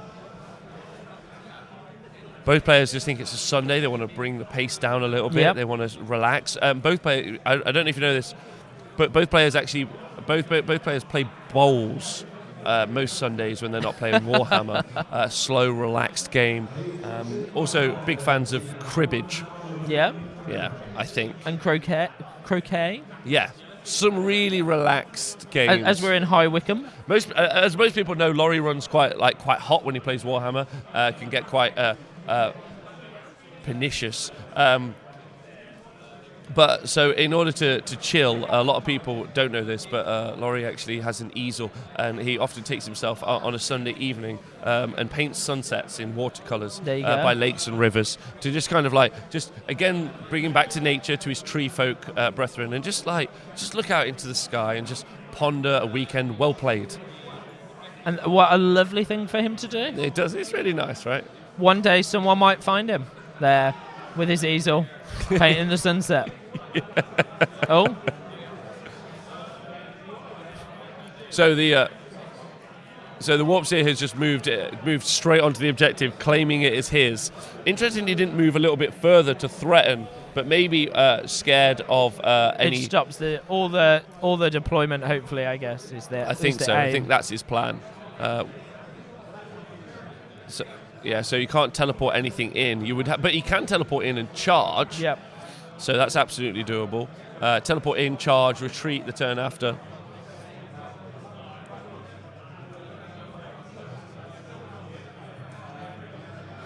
Okay. Cool. So I guess we're gonna go. So we're in the charge phase.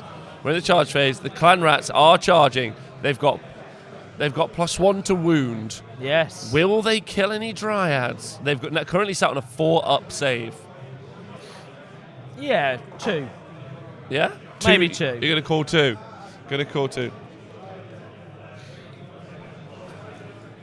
Yeah. Data Fishy says she just put one more model in the centre. They could have had a sweet dance off, but I don't think that's the plan. I think their plan is a big old dust up. Those dryads have held that objective now for 2 turns. Big solid play. Do you think? I think the priority rolls. I mean, this unit of Colonel Hunters is definitely going to activate. Yeah. By the way, they are going to pile in, do the damage, and attack that Screaming Bell in the bottom right hand side. Do open themselves up to getting punched by the Rat Ogre at the back of the Screaming Bell? Yes, absolutely. He might kill one. Maybe, but it potentially could lose that Screaming Bell. Yeah. I mean, it's good. Don't get me wrong. It's good. It's survivable. It's way too cheap. But it really could smash it. What do you mean it's too cheap? It only summons a 300-point model on a 12. Yeah, but it's 220 points. Yeah, I know. I'm joking. How dare you, sir? It's also a wizard. But aren't you going to play Skaven? Yeah. So those points are getting broken anyway. I'm going to play whatever I want. 6 inches so he is surrounding it with clan rats, looking to activate and do as much damage as is humanly possible. Interesting to see if he pulls it off. I guess whether he's activate and kill also means that Laurie's now got to be really sensible about where he pulls those dryads from to stop the Skaven being able to pile in and get more models on the objective. Yeah, also, good point, why it also did the Screaming Bell not charging. No idea. Yeah, that would have done some decent. It does some impact hits. It's got more. It probably has more output than all the clan rats around it. It's a good point. Oh, Ladir, thanks for subscribing for 5 months. Thanks for everyone for subscribing. I hope you're enjoying yourselves. Yeah, it's an odd choice, but it's been a very interesting game.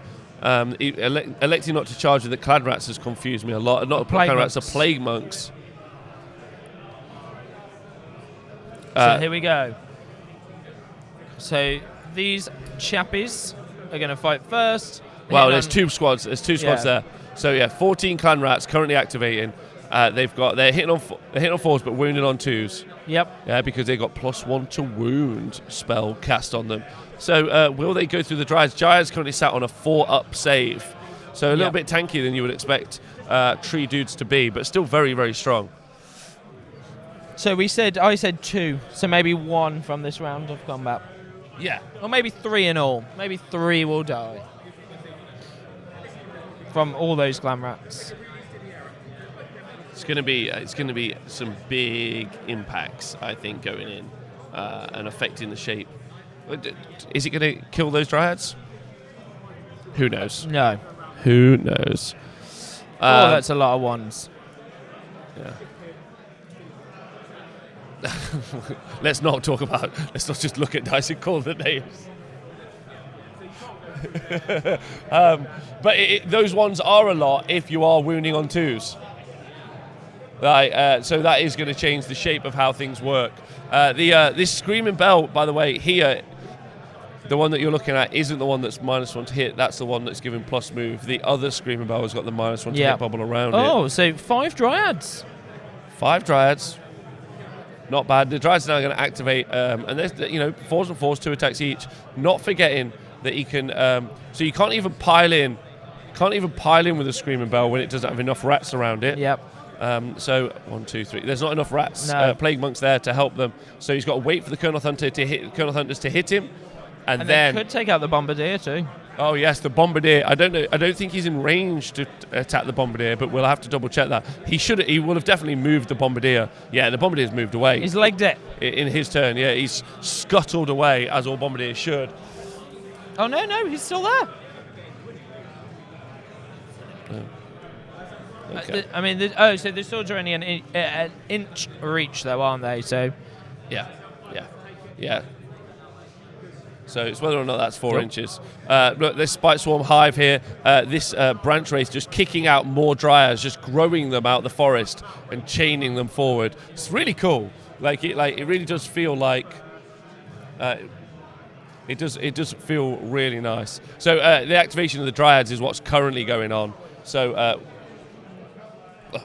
Oh my God! Our cameraman's definitely had too much coffee this morning. So three from this God.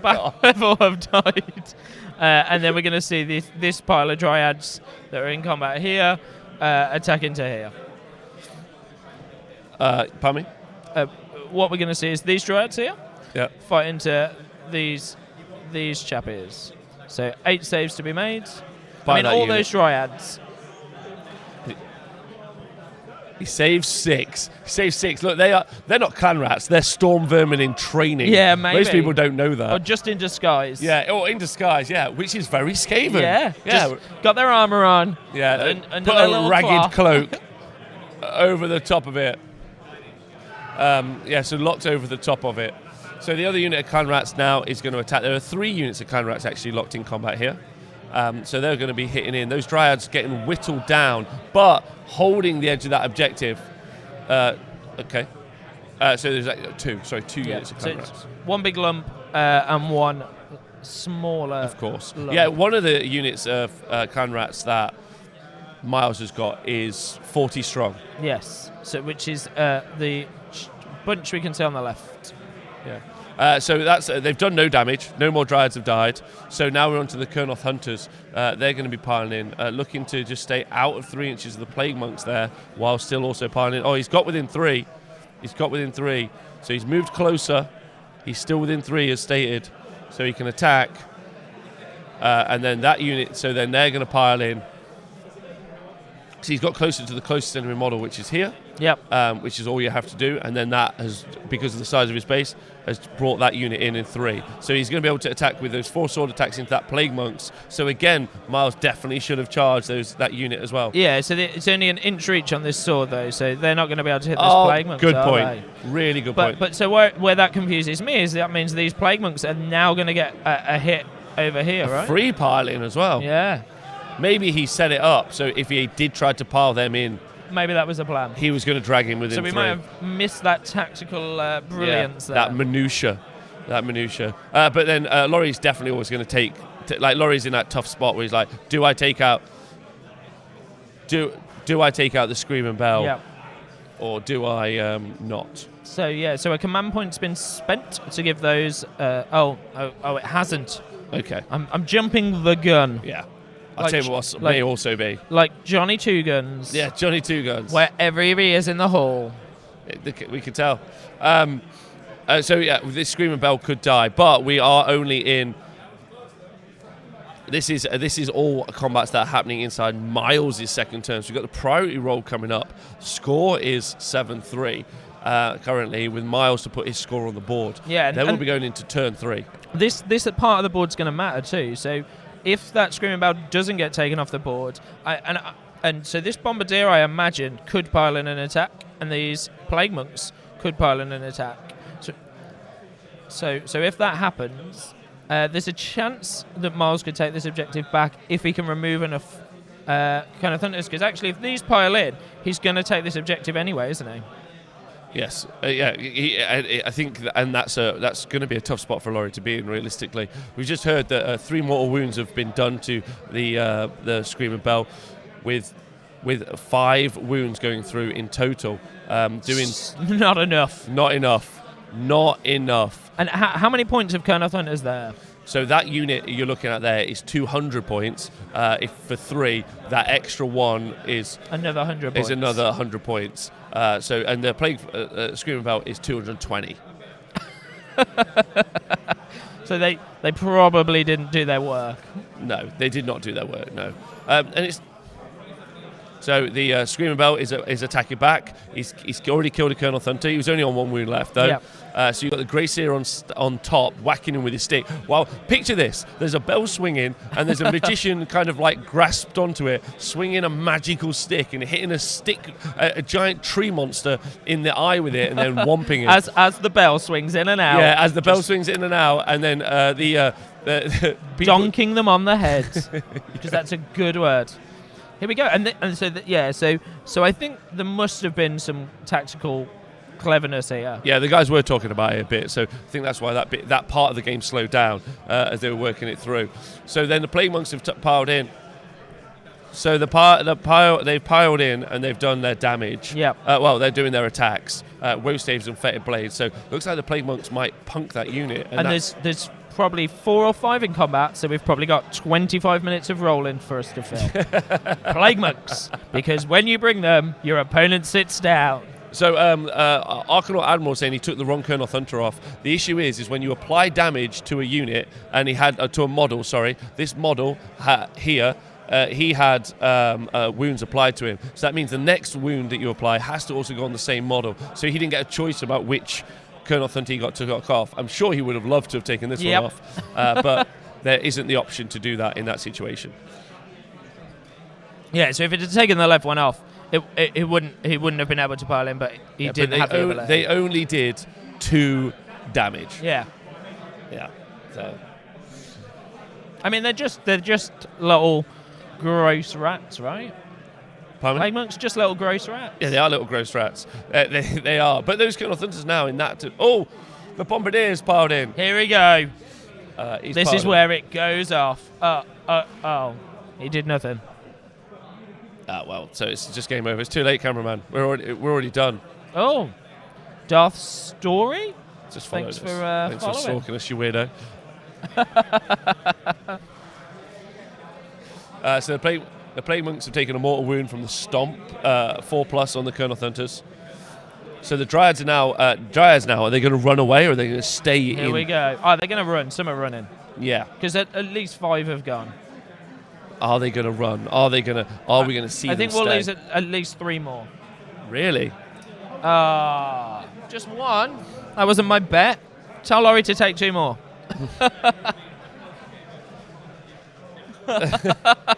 That was my bet. No, don't actually. Yeah. Right. So here we are with the priority roll coming up now. And the clan rats are all fine in the battle shock. Priority definitely needed by both players, I would say, in this situation. I think it's going to be a really strong move for Miles. Yeah, so I think we're going to see 3 points scored. Oh, the Colonel Hunters have got a battle shock test. We've missed that. They've lost 3 this turn. Yeah. So it could be a big deal if he rolls that 6. He got command point, so he could spend it to just make there's no hero there. It doesn't need to be. Okay. No. Oh, there you go. There goes a command point. Well, we'll see. We'll see. Yeah, he spends it. So Colonel Hunters are able to always be have a rule where they're always in range of command abilities. Okay. Oh, here we go.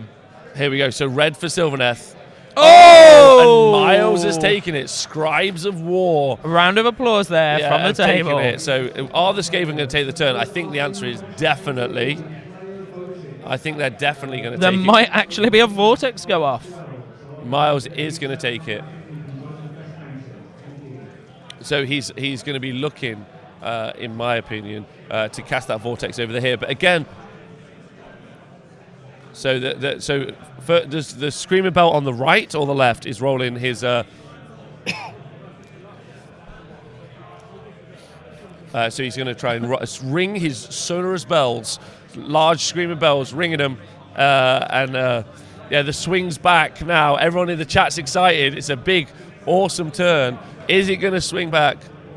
Here we go. The one by the hunters. So he's. So everything within range on a 4+ takes D3 mortal wounds. So one mortal wound into the hunter there.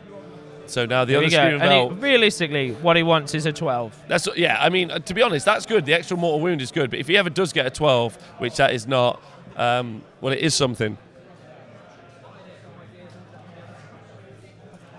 So everything within 26, you roll a 4+ mortal wound. So again, and that's why you see the triple bell list. Yep. So you just see people just rolling, but on that chart, and it's like, well, everything is minus to hit. Everything is taking a mortal wound. Yep. It can really, really stack up. And then on that point where you get that 12. Yeah, you put a 300 point. But I actually would argue that that's just a bonus. Yeah, I'd say absolutely. That's not the reason you're there. The reason you're there is that they do so much on that chart. A good cast wizard. It's all going on. So, another mortal wound hit from the Screaming Belt and took out another Kurnoth Hunter. So, again, if you look at a wizard doing an Arcane Bolt as an example, or even like a better Arcane Bolt, a D3, which you get to do if you've got a Stormcast wizard with Prime Geminids, it's on a 10+. That's just rolling it. Yep. Yeah. So, Crack's Call is now being cast, so he's looking to do some more mortal wounds into those Kurnoth Hunters. 2 mortal wounds into those, so some more. Those mortal hunters wounds. are looking lonely. Yeah, absolutely. They're really getting beat up on. But this is literally, they brought the warp fire to an army of trees. So we got Death Frenzy. Death Frenzy has been cast on the Plague Monks. Too late. Yes. Maybe they would have liked to have had it way earlier. Yeah, they could. They'd have liked that turn 1, I think. Yeah. Mirmas in the chat also pointed out that the 7 to cast, the 7 when you roll the Screaming Bell is also +1 to cast to everyone in range in 26 inches, and on wizards that are just so good. Yeah.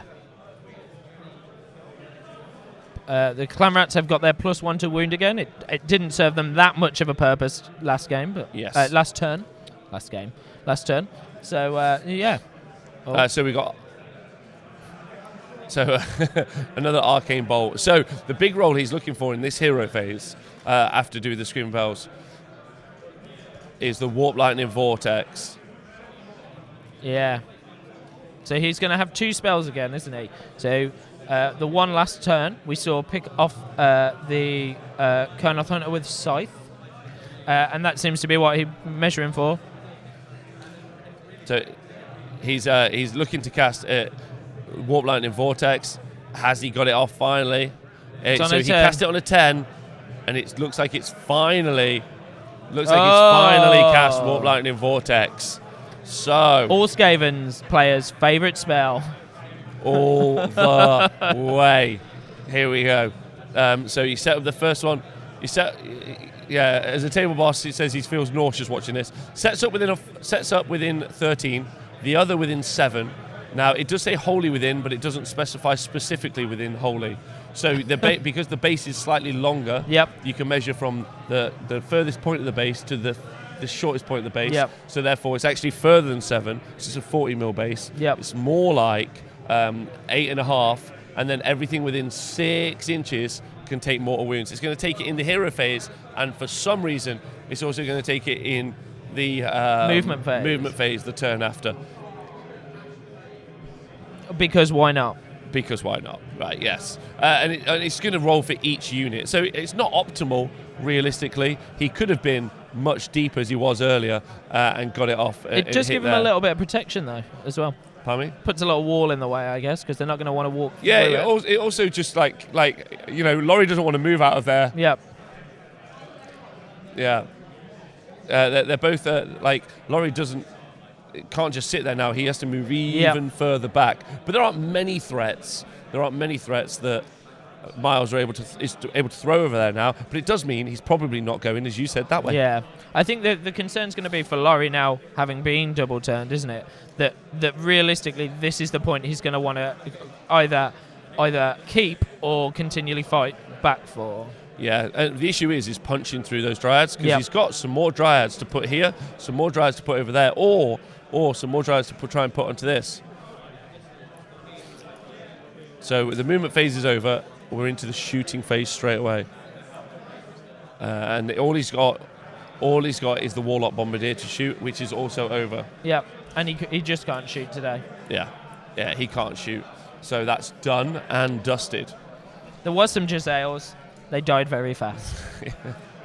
So now he's straight into combat, and there isn't, again, loads to activate. He's definitely going to be doing the Plague Monks, I would say, first. But I think he's going to lose that War of Attrition over here with the Dryads. So Miles is a point behind. He's looking to take this point off of Laurie. And actually, with these pile-ins, he potentially... So he's going to go... he is activating with the Plague Monks, which I think is... I just want to say big love to Donaldino pointing this out. It will go 10-7 to Miles, and with holding this objective... Oh, no, sorry. Holding the bottom right objective, holding the bottom left objective, and the top right-hand objective. What units does does Laurie have to take anything back? Well, he's got a unit of 10 Dryads that he summoned at the top. He has another unit of 10 Dryads as well. So he does have bodies, and Miles doesn't really have any screens anymore. No. So he can put units outside, but who knows? Yeah, I think it'll be that interesting point where he's got to get those Dryads around the board, and they're not his fighter unit now. By the end of this round, I imagine those Kurnoth Hunters with hordes, swords dead. Yeah. So I think it'll be interesting at this point to kind of see how Laurie has to claim. So he's got to get over here, and he only needs bodies on that because he only needs 2. So that's an easy claim, but he's now got to get past this, which he's not going to want to do, and then this chappie is going to kill whatever gets thrown at him if it's Dryads. Yeah.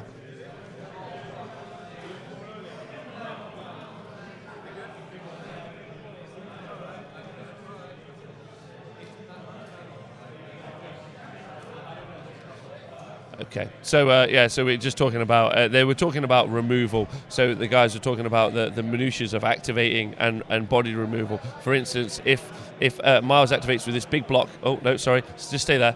If Miles activates with this big block here, then what happens, and he kills 4, so then he'll take these 4 Dryads away, and then this unit of Clan Rats won't be able to pile in because they won't be within 3 of anything and they haven't charged. So then Miles now has now elected to make a different decision and activate it with a small one. But that's some good warhammering. Yeah, that's Laurie being super nice. Yeah, and explaining the issue. Affecting this. That means he's able to pile in, jump on that objective, and do some good work. Yeah. They did no damage, though, in close combat. They did no damage. There we go.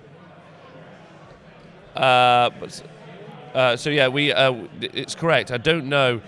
We will ask... Oh, there's a head. There we go.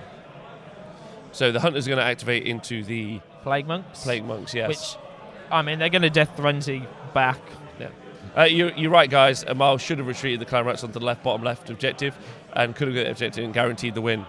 He absolutely could have. Should have just retreated, ran, retreated, and moved on. He had loads of opportunity to do that. He could have also done that with this unit here. Same thing, just gotten on up there and just scored the point. Also would have screened out that unit of Dryads here as well. which would have been a good play. He missed it though, unfortunately. So I also think he missed doing the Warp Lightning Vortex for a second time at the end of the movement phase. So. So in the activation in the bottom right-hand corner combat, the 2 Kurnoth Hunters with swords have activated the Plague Monks, and they are dead. They're all dead. They're all dead. However, they are death frenzied. So with a gaping hole inside them, but infused with magic. I'm gonna have a little draw-in session. Here's their knife. It's terrible. There we go. They're gonna fight with their knife. They're gonna fight with their big stick. That is awful. But, you know, occasionally I like to let out some art skills. Good. Thankfully, you're not the cartoonist in our crew. No. He's got some competition now, though, right? Yes. I hope he saw that. Infused with magical spite, those rats are going to whomp into those Kurnoth Hunters and potentially take them out. There's one of them's only got 1 wound left, so if we see another wound, we'll be down to 1. That means the Bombardier and the and the Screaming Bell will outscore the 1, take the objective back in this situation. Yeah. I can see you've played knifey sticky before, says MJ Pegasus. I have. I'm not sure Rob has. He looks confused. All day long. So wow, 5 damage by the Plague Monks. There's 1 wound left on that Kurnoth Hunter with the Bombardier and the Screaming Bell to attack. Yeah, I think the bell will take him. The Bombardier will do nothing. Yeah. So as pointed out in the chat, he could also have this objective over here as well. So and also as pointed out by the chat quite nicely, Laurie doesn't have a lot of threats to put back on the board as well. Yeah. These Counterats here though are going to activate the Dryads, looking to push through. Whether or not he's going to have enough. So this is the center. That's the edge. He should have pushed way more in here. Has decided not to. Not sure if it will work out for him. He has stopped that Dryad unit from ever falling back or getting out of his way. I think so. It's interesting, and Laurie really doesn't have the tools to take the top right objective away from that Warp Seer, or jump. He could potentially jump into that bottom right-hand objective now. 10 Dryads could go retake that. Yep. But because he's gonna, I think, so maybe not this turn, but next turn he's gonna struggle. If those 40 Clamorats walk onto this objective in Miles' next turn, he's gonna struggle, I think, to outnumber 40.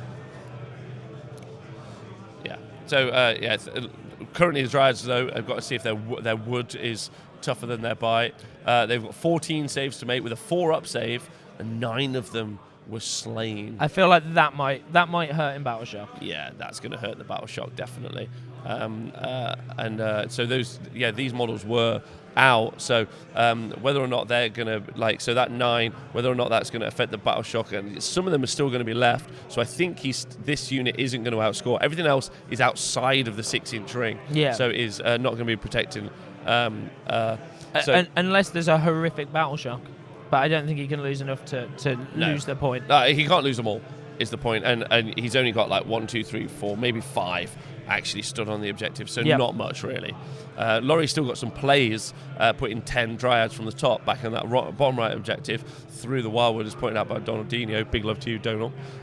So still something there, but he can't deal with the Warp Seer. That Warp Lightning Vortex still going to tick potentially up into that objective. He's going to do it at the end of the movement phase. He should be able to move out of that zone now.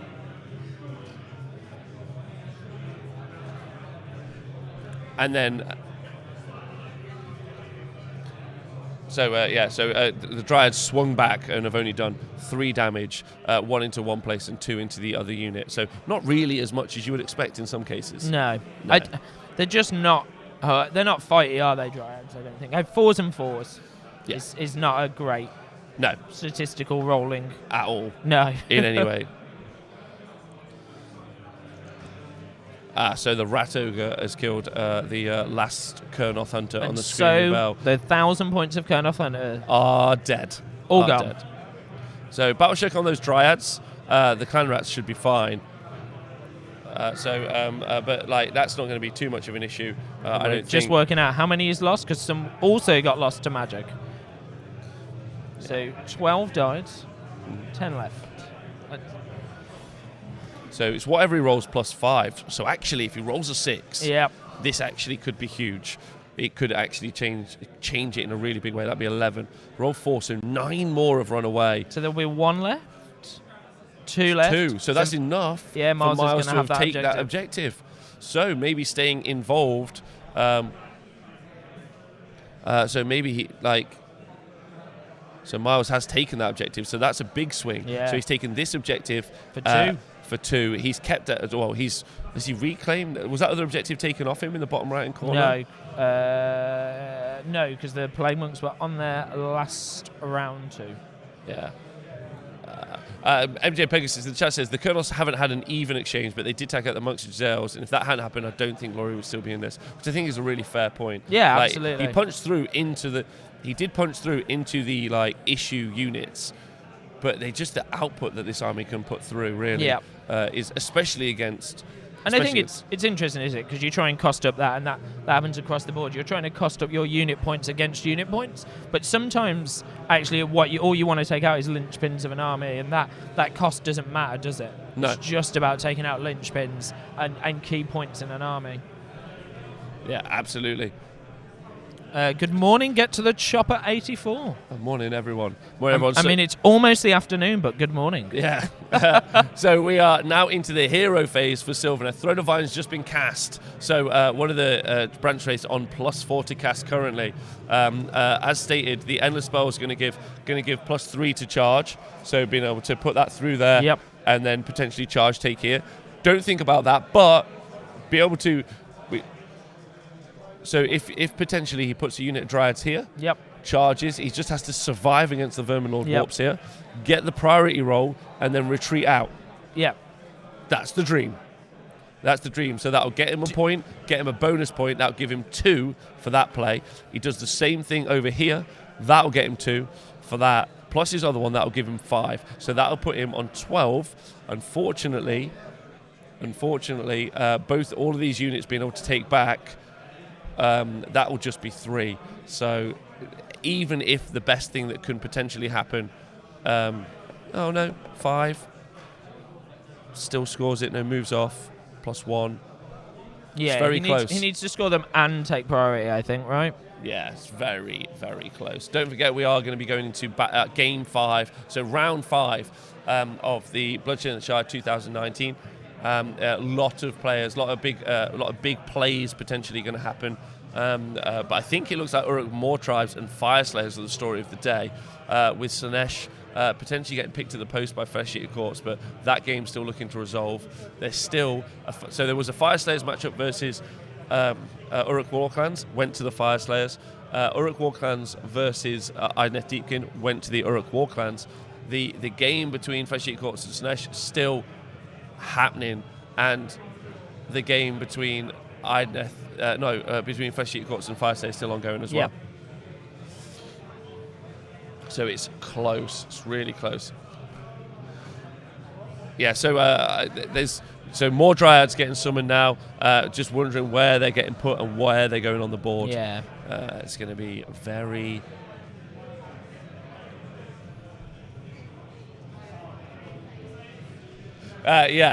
So the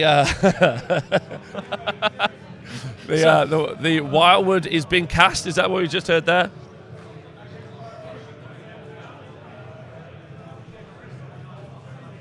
Okay. Right. So he's summoning a Wildwood. Is what he's looking to do. Put it on the board. Just wonder where it will go.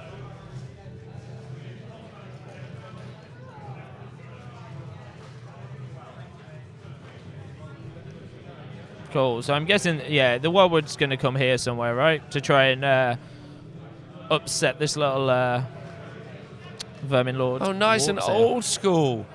Yeah. An old school Wildwood. No trees. Sans trees. I wonder why. So it looks like he's gonna 100% go for the teleport and then the charge. So he's going to go for this point swing. I think only about 20 minutes left on the round though, so the player's going to have to skedaddle their booties, as I would say. and get on with it as quick as. Get this. Everyone in the chat who's just joined us, welcome. There's 24 minutes left of the round. Let us know who you're rooting for, Sylvaneth, or are you rooting for Skaven? Who would have thought it? I think I'm rooting for Skaven. Yeah. Well, you've got it. I'm sat next to you. I can poke you in the eye. Don't even like Skaven, but do share a club with Miles. So we'll find out where that teleport's going to go in a moment. So the non-summon dryads are going to go through the wildwood. Yep. And we'll see where they end up. And I think is that a unit of 10 or it's a unit of 10? Unit of 10. Do we think if they make that charge, 10 dryads can last against that Vermin Lord Warps here? Against the Vermin Lord Warps here? Maybe. But then they've got the Battle Shock to come through. Yeah. But it's all he's got. It is all he's got. They're definitely not going to kill him. No, well, then we're not questioning that. No. They've just got to keep 2 alive. He also has to make sure he's going to keep outside 6 of that Warp Lightning Vortex. There we go. Warp Lightning Vortex. So that was actually Miles who pointed that out. That wouldn't have been a good start. No, right? That would have been a poor start to that play. That lovely spell. Listen, it's thematic. Says the man who's just decided he's going to play Skaven. Nah, I don't think I'd take that. It's rubbish. You don't need it. 24 minutes left, 2 full rounds left, and an even match. That's sad, yeah. It's very close, but it's the state of the game. A lot of rerolls in this game. Those Plague Monk combats aren't quick. You've got reroll saves on the Dryads. On the Colonel Hunters. So, but that's nice to see that with the introduction of free cities, and it looks like it's also true in both Bone Reapers and the Moor tribes as well. Although, don't worry, you don't have to think about that. Don't be mean to Moor tribes. That's Speckle's next army. Yeah, we heard it here first. So you get pluses. You get a lot of pluses and minuses. A lot of pluses and a lot of minuses, as opposed to rerolls, which is a much better state of the game. So hopefully, speed the game up. That's really nice. It's interesting to see. So over here we can see that these 2 dryads have retreated to take this point. And these dryads posed to charge. Or Sprite Revenants. There might be a unit of Sprite Revenants. Spite Revs. Spite Revs. No, is it Tree Revs or Spite Revs? It looks like Tree Revs. Yeah, it is Tree Revs. Oh, no, wait. Hold on, we'll find out. We're going to just have a look at them. It's Spite Revs. Scary, spooky Spite Revs. Look at all them. looking the wrong way, I think. Wait. Yeah, as they often do. Yeah. As they often do. Don't know where they're going. They're not worried. Yeah. Their roots are pointing in the right direction. Yeah. So there you go. Oh, scary, spooky. Tell you what, Laurie, the stompiest player we've had on the stream this weekend. Stomp. Yeah, very much like awakening woods from his feet, but very much like a tree lord. Yeah. Stomping, making stuff strike last, which is why you never see them in the game.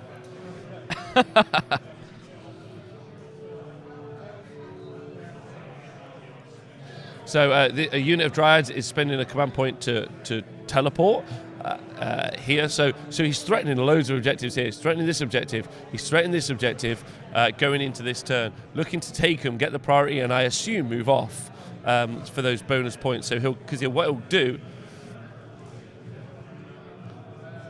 so they're just rolling to see if the Warp Lightning Vortex is going to do anything, and the answer is nothing. So that's good. So that's just out of the way. So here come into the charge phase, looking big. Don't forget these units have got +3. So they're he's going to just need 60s to charge, and he's got it.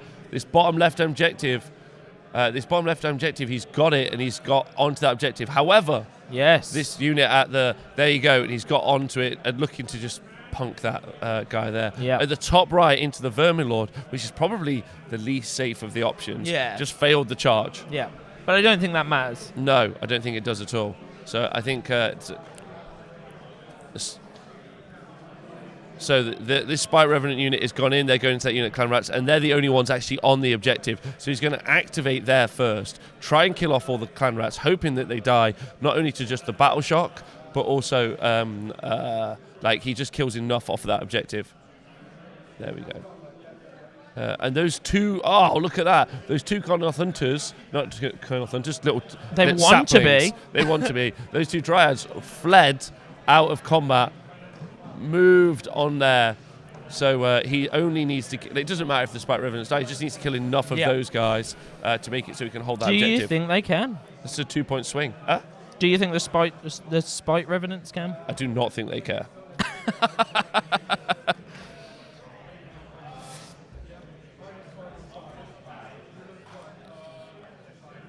So 10 saves. So Spike Revenant's really good. I know Owen Jackson's here this weekend with that. What's the word? That army? No, the with a horde Sylvaneth army with a bunch of Spike Revenants. So six clan rats have died, which means they're gonna battle shock off. Yeah. Just a D6, so whatever he rolls on D6 is going to move off as well. So whether or not they can do any damage back to the spikes, but it looks like he's going to have claimed that objective. So that's a big swing.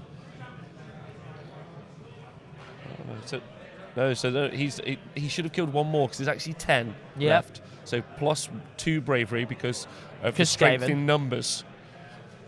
That's what you want. And a banner, maybe? We're stronger together.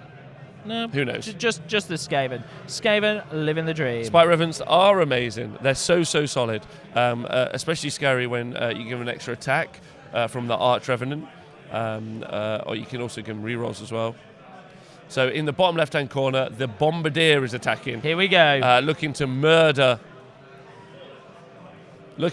some of them Dryads. It doesn't matter what he does to the Dryads, but it does. I'm not sure that Bombardier's done anything. Point at people all game. Yeah. So the Dryad's activating, and I imagine he's not going to do much. He's definitely not going to get any closer. I don't think he should have ever come within 3 here. No. Oh, no, they can't pile in. Sorry, he can't pile in because he's got not enough rats around him. So he's just locked in combat. Karchev says, as a Beast Chaos player, I should be back in the rats, but come on, Mon the twigs. All the sticks. All the sticks, all the time. Absolutely. So Crazy Horse. The terrain does look good. Yes, because it's been sponsored by Dark Fantastic Mills. Crazy Horse has also sponsored us a box of terrain as well. It's on the way. Yeah, look at that. How cool is that? So eventually, the Honest War Game is going to have 5 boards that we bring to tournaments, and so you should have some really nice gaming environments to watch games on. So 3 Spike Revenants have finally died in that combat over there. They're fine with that though, because I think it depends about the pile-ins and how he did with the pile-ins. But they've still got a battle shock on those clan rats, so they could be safe, they could be not. It looks like 1, 2, 3, 4. Oh, looks like a draw. So the Screaming Belks has got a 2-inch range. Swinging forwards and backwards with his stick. Yeah, exactly. Was able to kill a Dryad because of his 2-inch range. He wasn't happy that they hit the Bombardier. Was not happy. Unimpressed, realistically. There we go. There's Laurie just telling him off there. How dare you? How dare you swing on your bell?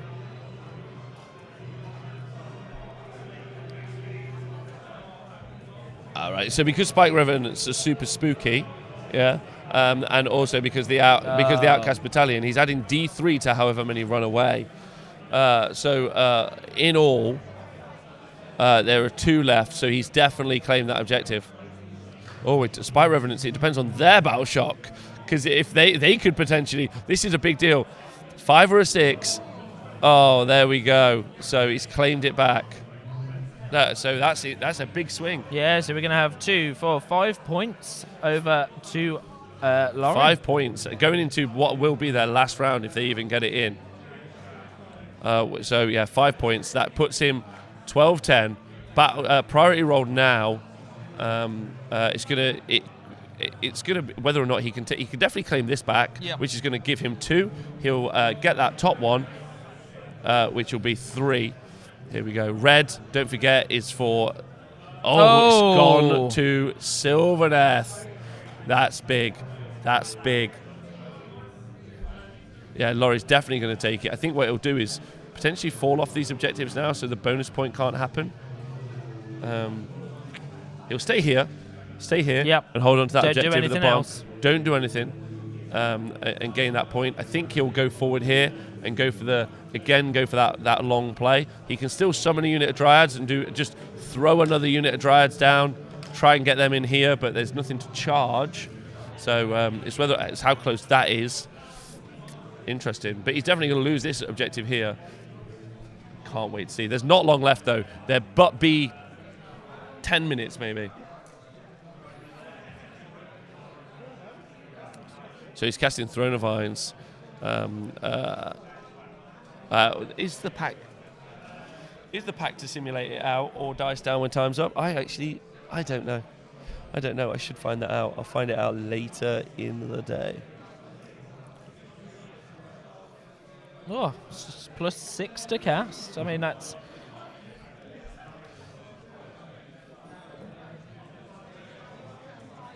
So he's casted 13. He's rolled a 13 to summon 10 more Dryads. So 10 more Dryads on the board. And I did say this at the start of the game, right? I did say that this is going to be the power of the Sylvaneth army as we go through.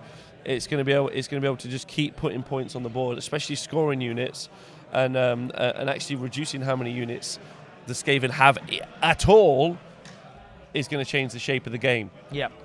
Really. So it's on like Donkey Kong. Do we think this unit's coming in here? Big question. Do we think that unit of Dryads is going to go through? Yeah, I think they're going to pop through that woods. I think so as well. The issue's going to be, though, so this has been measured. So I guess he could spend his command point to put them 9 away here, right? Okay, so it's to simulate, the pack is to simulate the end of the game if the game isn't finished. Not long left, but we will find out the actual numbers. You guys enjoyed the game? Hope you have. Are you excited for the final round? Who knows who's going to potentially be in it to win it? Don't forget you can check out the list on Tabletop TO. Morning Lofthammer, how are you doing? I can't see Skaven win this now. Laurie will be 15 or 17 potentially. So straight to the movement phase, no more casting.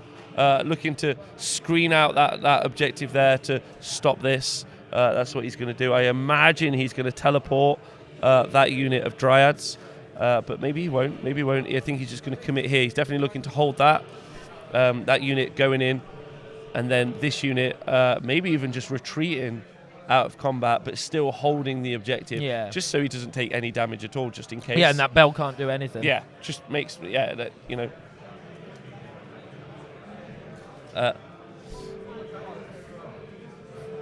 We'll see. We'll see. It's been very, very retreating fun. from combat. Retreating from combat. There you go. Good Laurie's play. listening. Yeah, very good play. So yeah. So he's gonna have a point for this bottom right hand objective. So he's gonna score 3 points this turn. So he's gonna be on 15, unless he takes that top. Well, so in which case he's gonna be on 17. It gets complex, and this is one of the things about this battle plan, right? So it gets complex, doesn't it? So he takes this point here for 2, but then he gives Miles the ability to take that point back for 2. Yes. In Miles's turn. So, and that's, I think, probably the most interesting thing about this battle plan.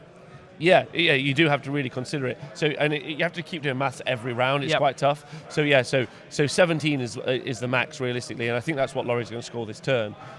With that said, the vermin, the warps here taking back that objective means, and he's got a lot of tools at his disposal. He's got 2 spells, one of which does D6 mortal wounds. He can throw his orb, which is going to do another D6 mortal wounds. And he's got combat. So he's probably going to take that top back. That's going to put Miles back on to 12. He's going to take this bottom left objective here. Yeah, that's going to put him on 14. So it's right. So the best he can do is get 6 points this turn, going into the next turn. So it'll be 17-16. If they dice down then, it's a win for Laurie. However, the turn after that, no matter what happens, it's going to be Miles's game. Yeah. So loads.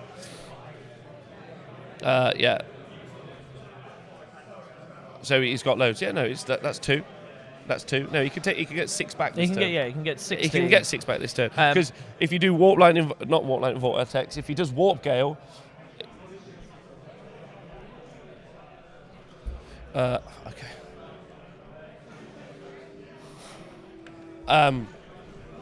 Yeah. So he's got the D6 mortal wound spell from Warp Gale at the top.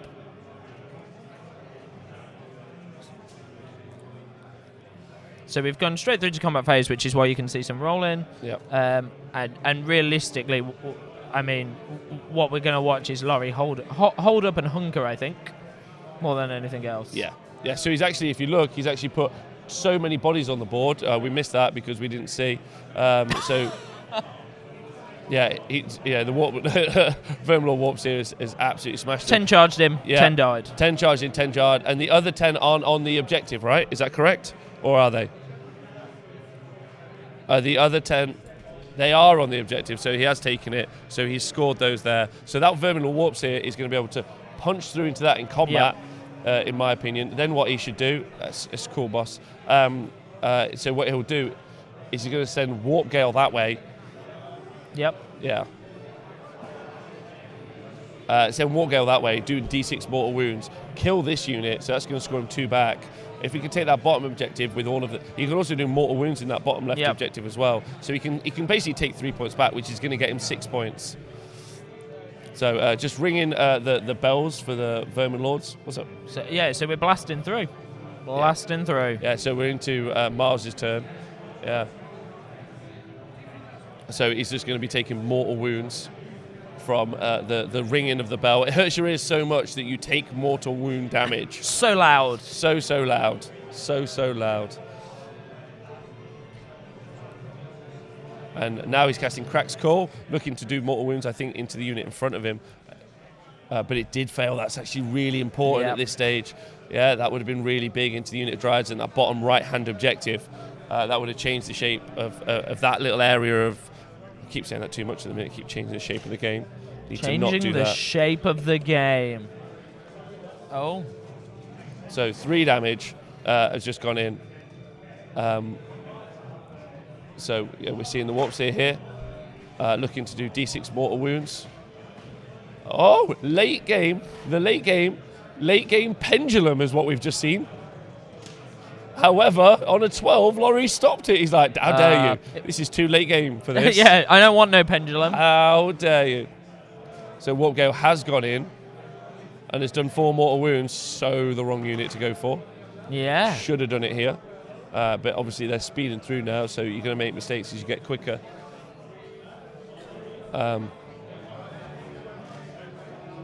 Cast +1 to wound on this unit, Clan Rats. So even the charge, they should just be able to ensnare that and hold it up. The Vermin, he should take it here. So it's a shame he hasn't taken that. So he's only going to score the 4. He's only going to score the 4. So they've elected just not do that.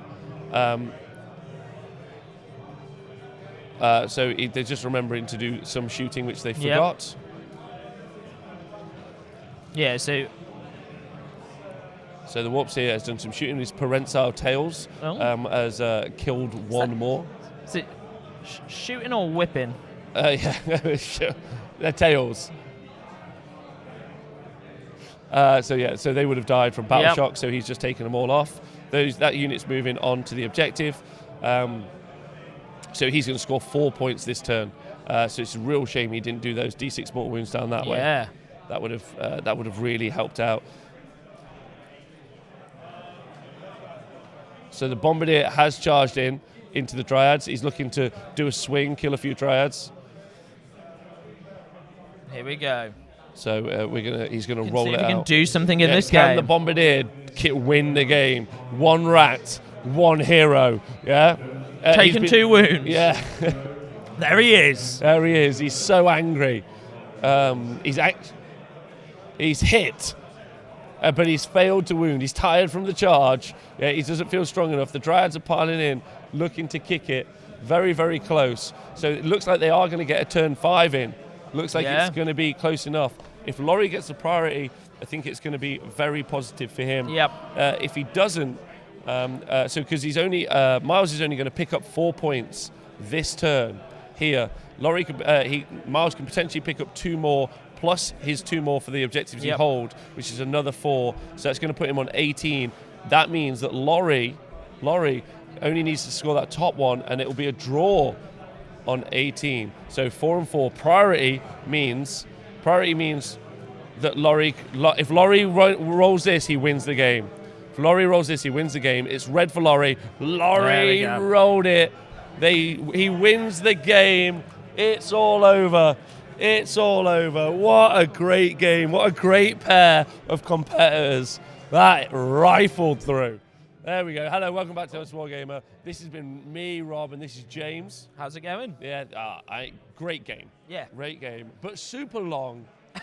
Super long, and I can't wait for lunch. And we're going to get fed. Yeah, we are. So massive love to you guys for watching. Thank you very much. Let us know what you think, obviously, in the Twitch comments, or tweet us, or send us some replies on Facebook. Yeah. Thank you to both competitors. They displayed some real admirable Warhammer skills, I think. Yeah. And also some, just some good, vibe for the game. Yeah. Yeah, so big love to those guys. Thank you to our table boss, Simon Speckles. Yeah, Simon Speckles, and also to Mr. John Scrivens. If you've enjoyed it, let people know. Leave some comments below. Thank you to everyone on Patreon and Twitch to subscribe. It's only because of you we can do it. James, thank you. Thank you for having me. You guys, we'll see you soon.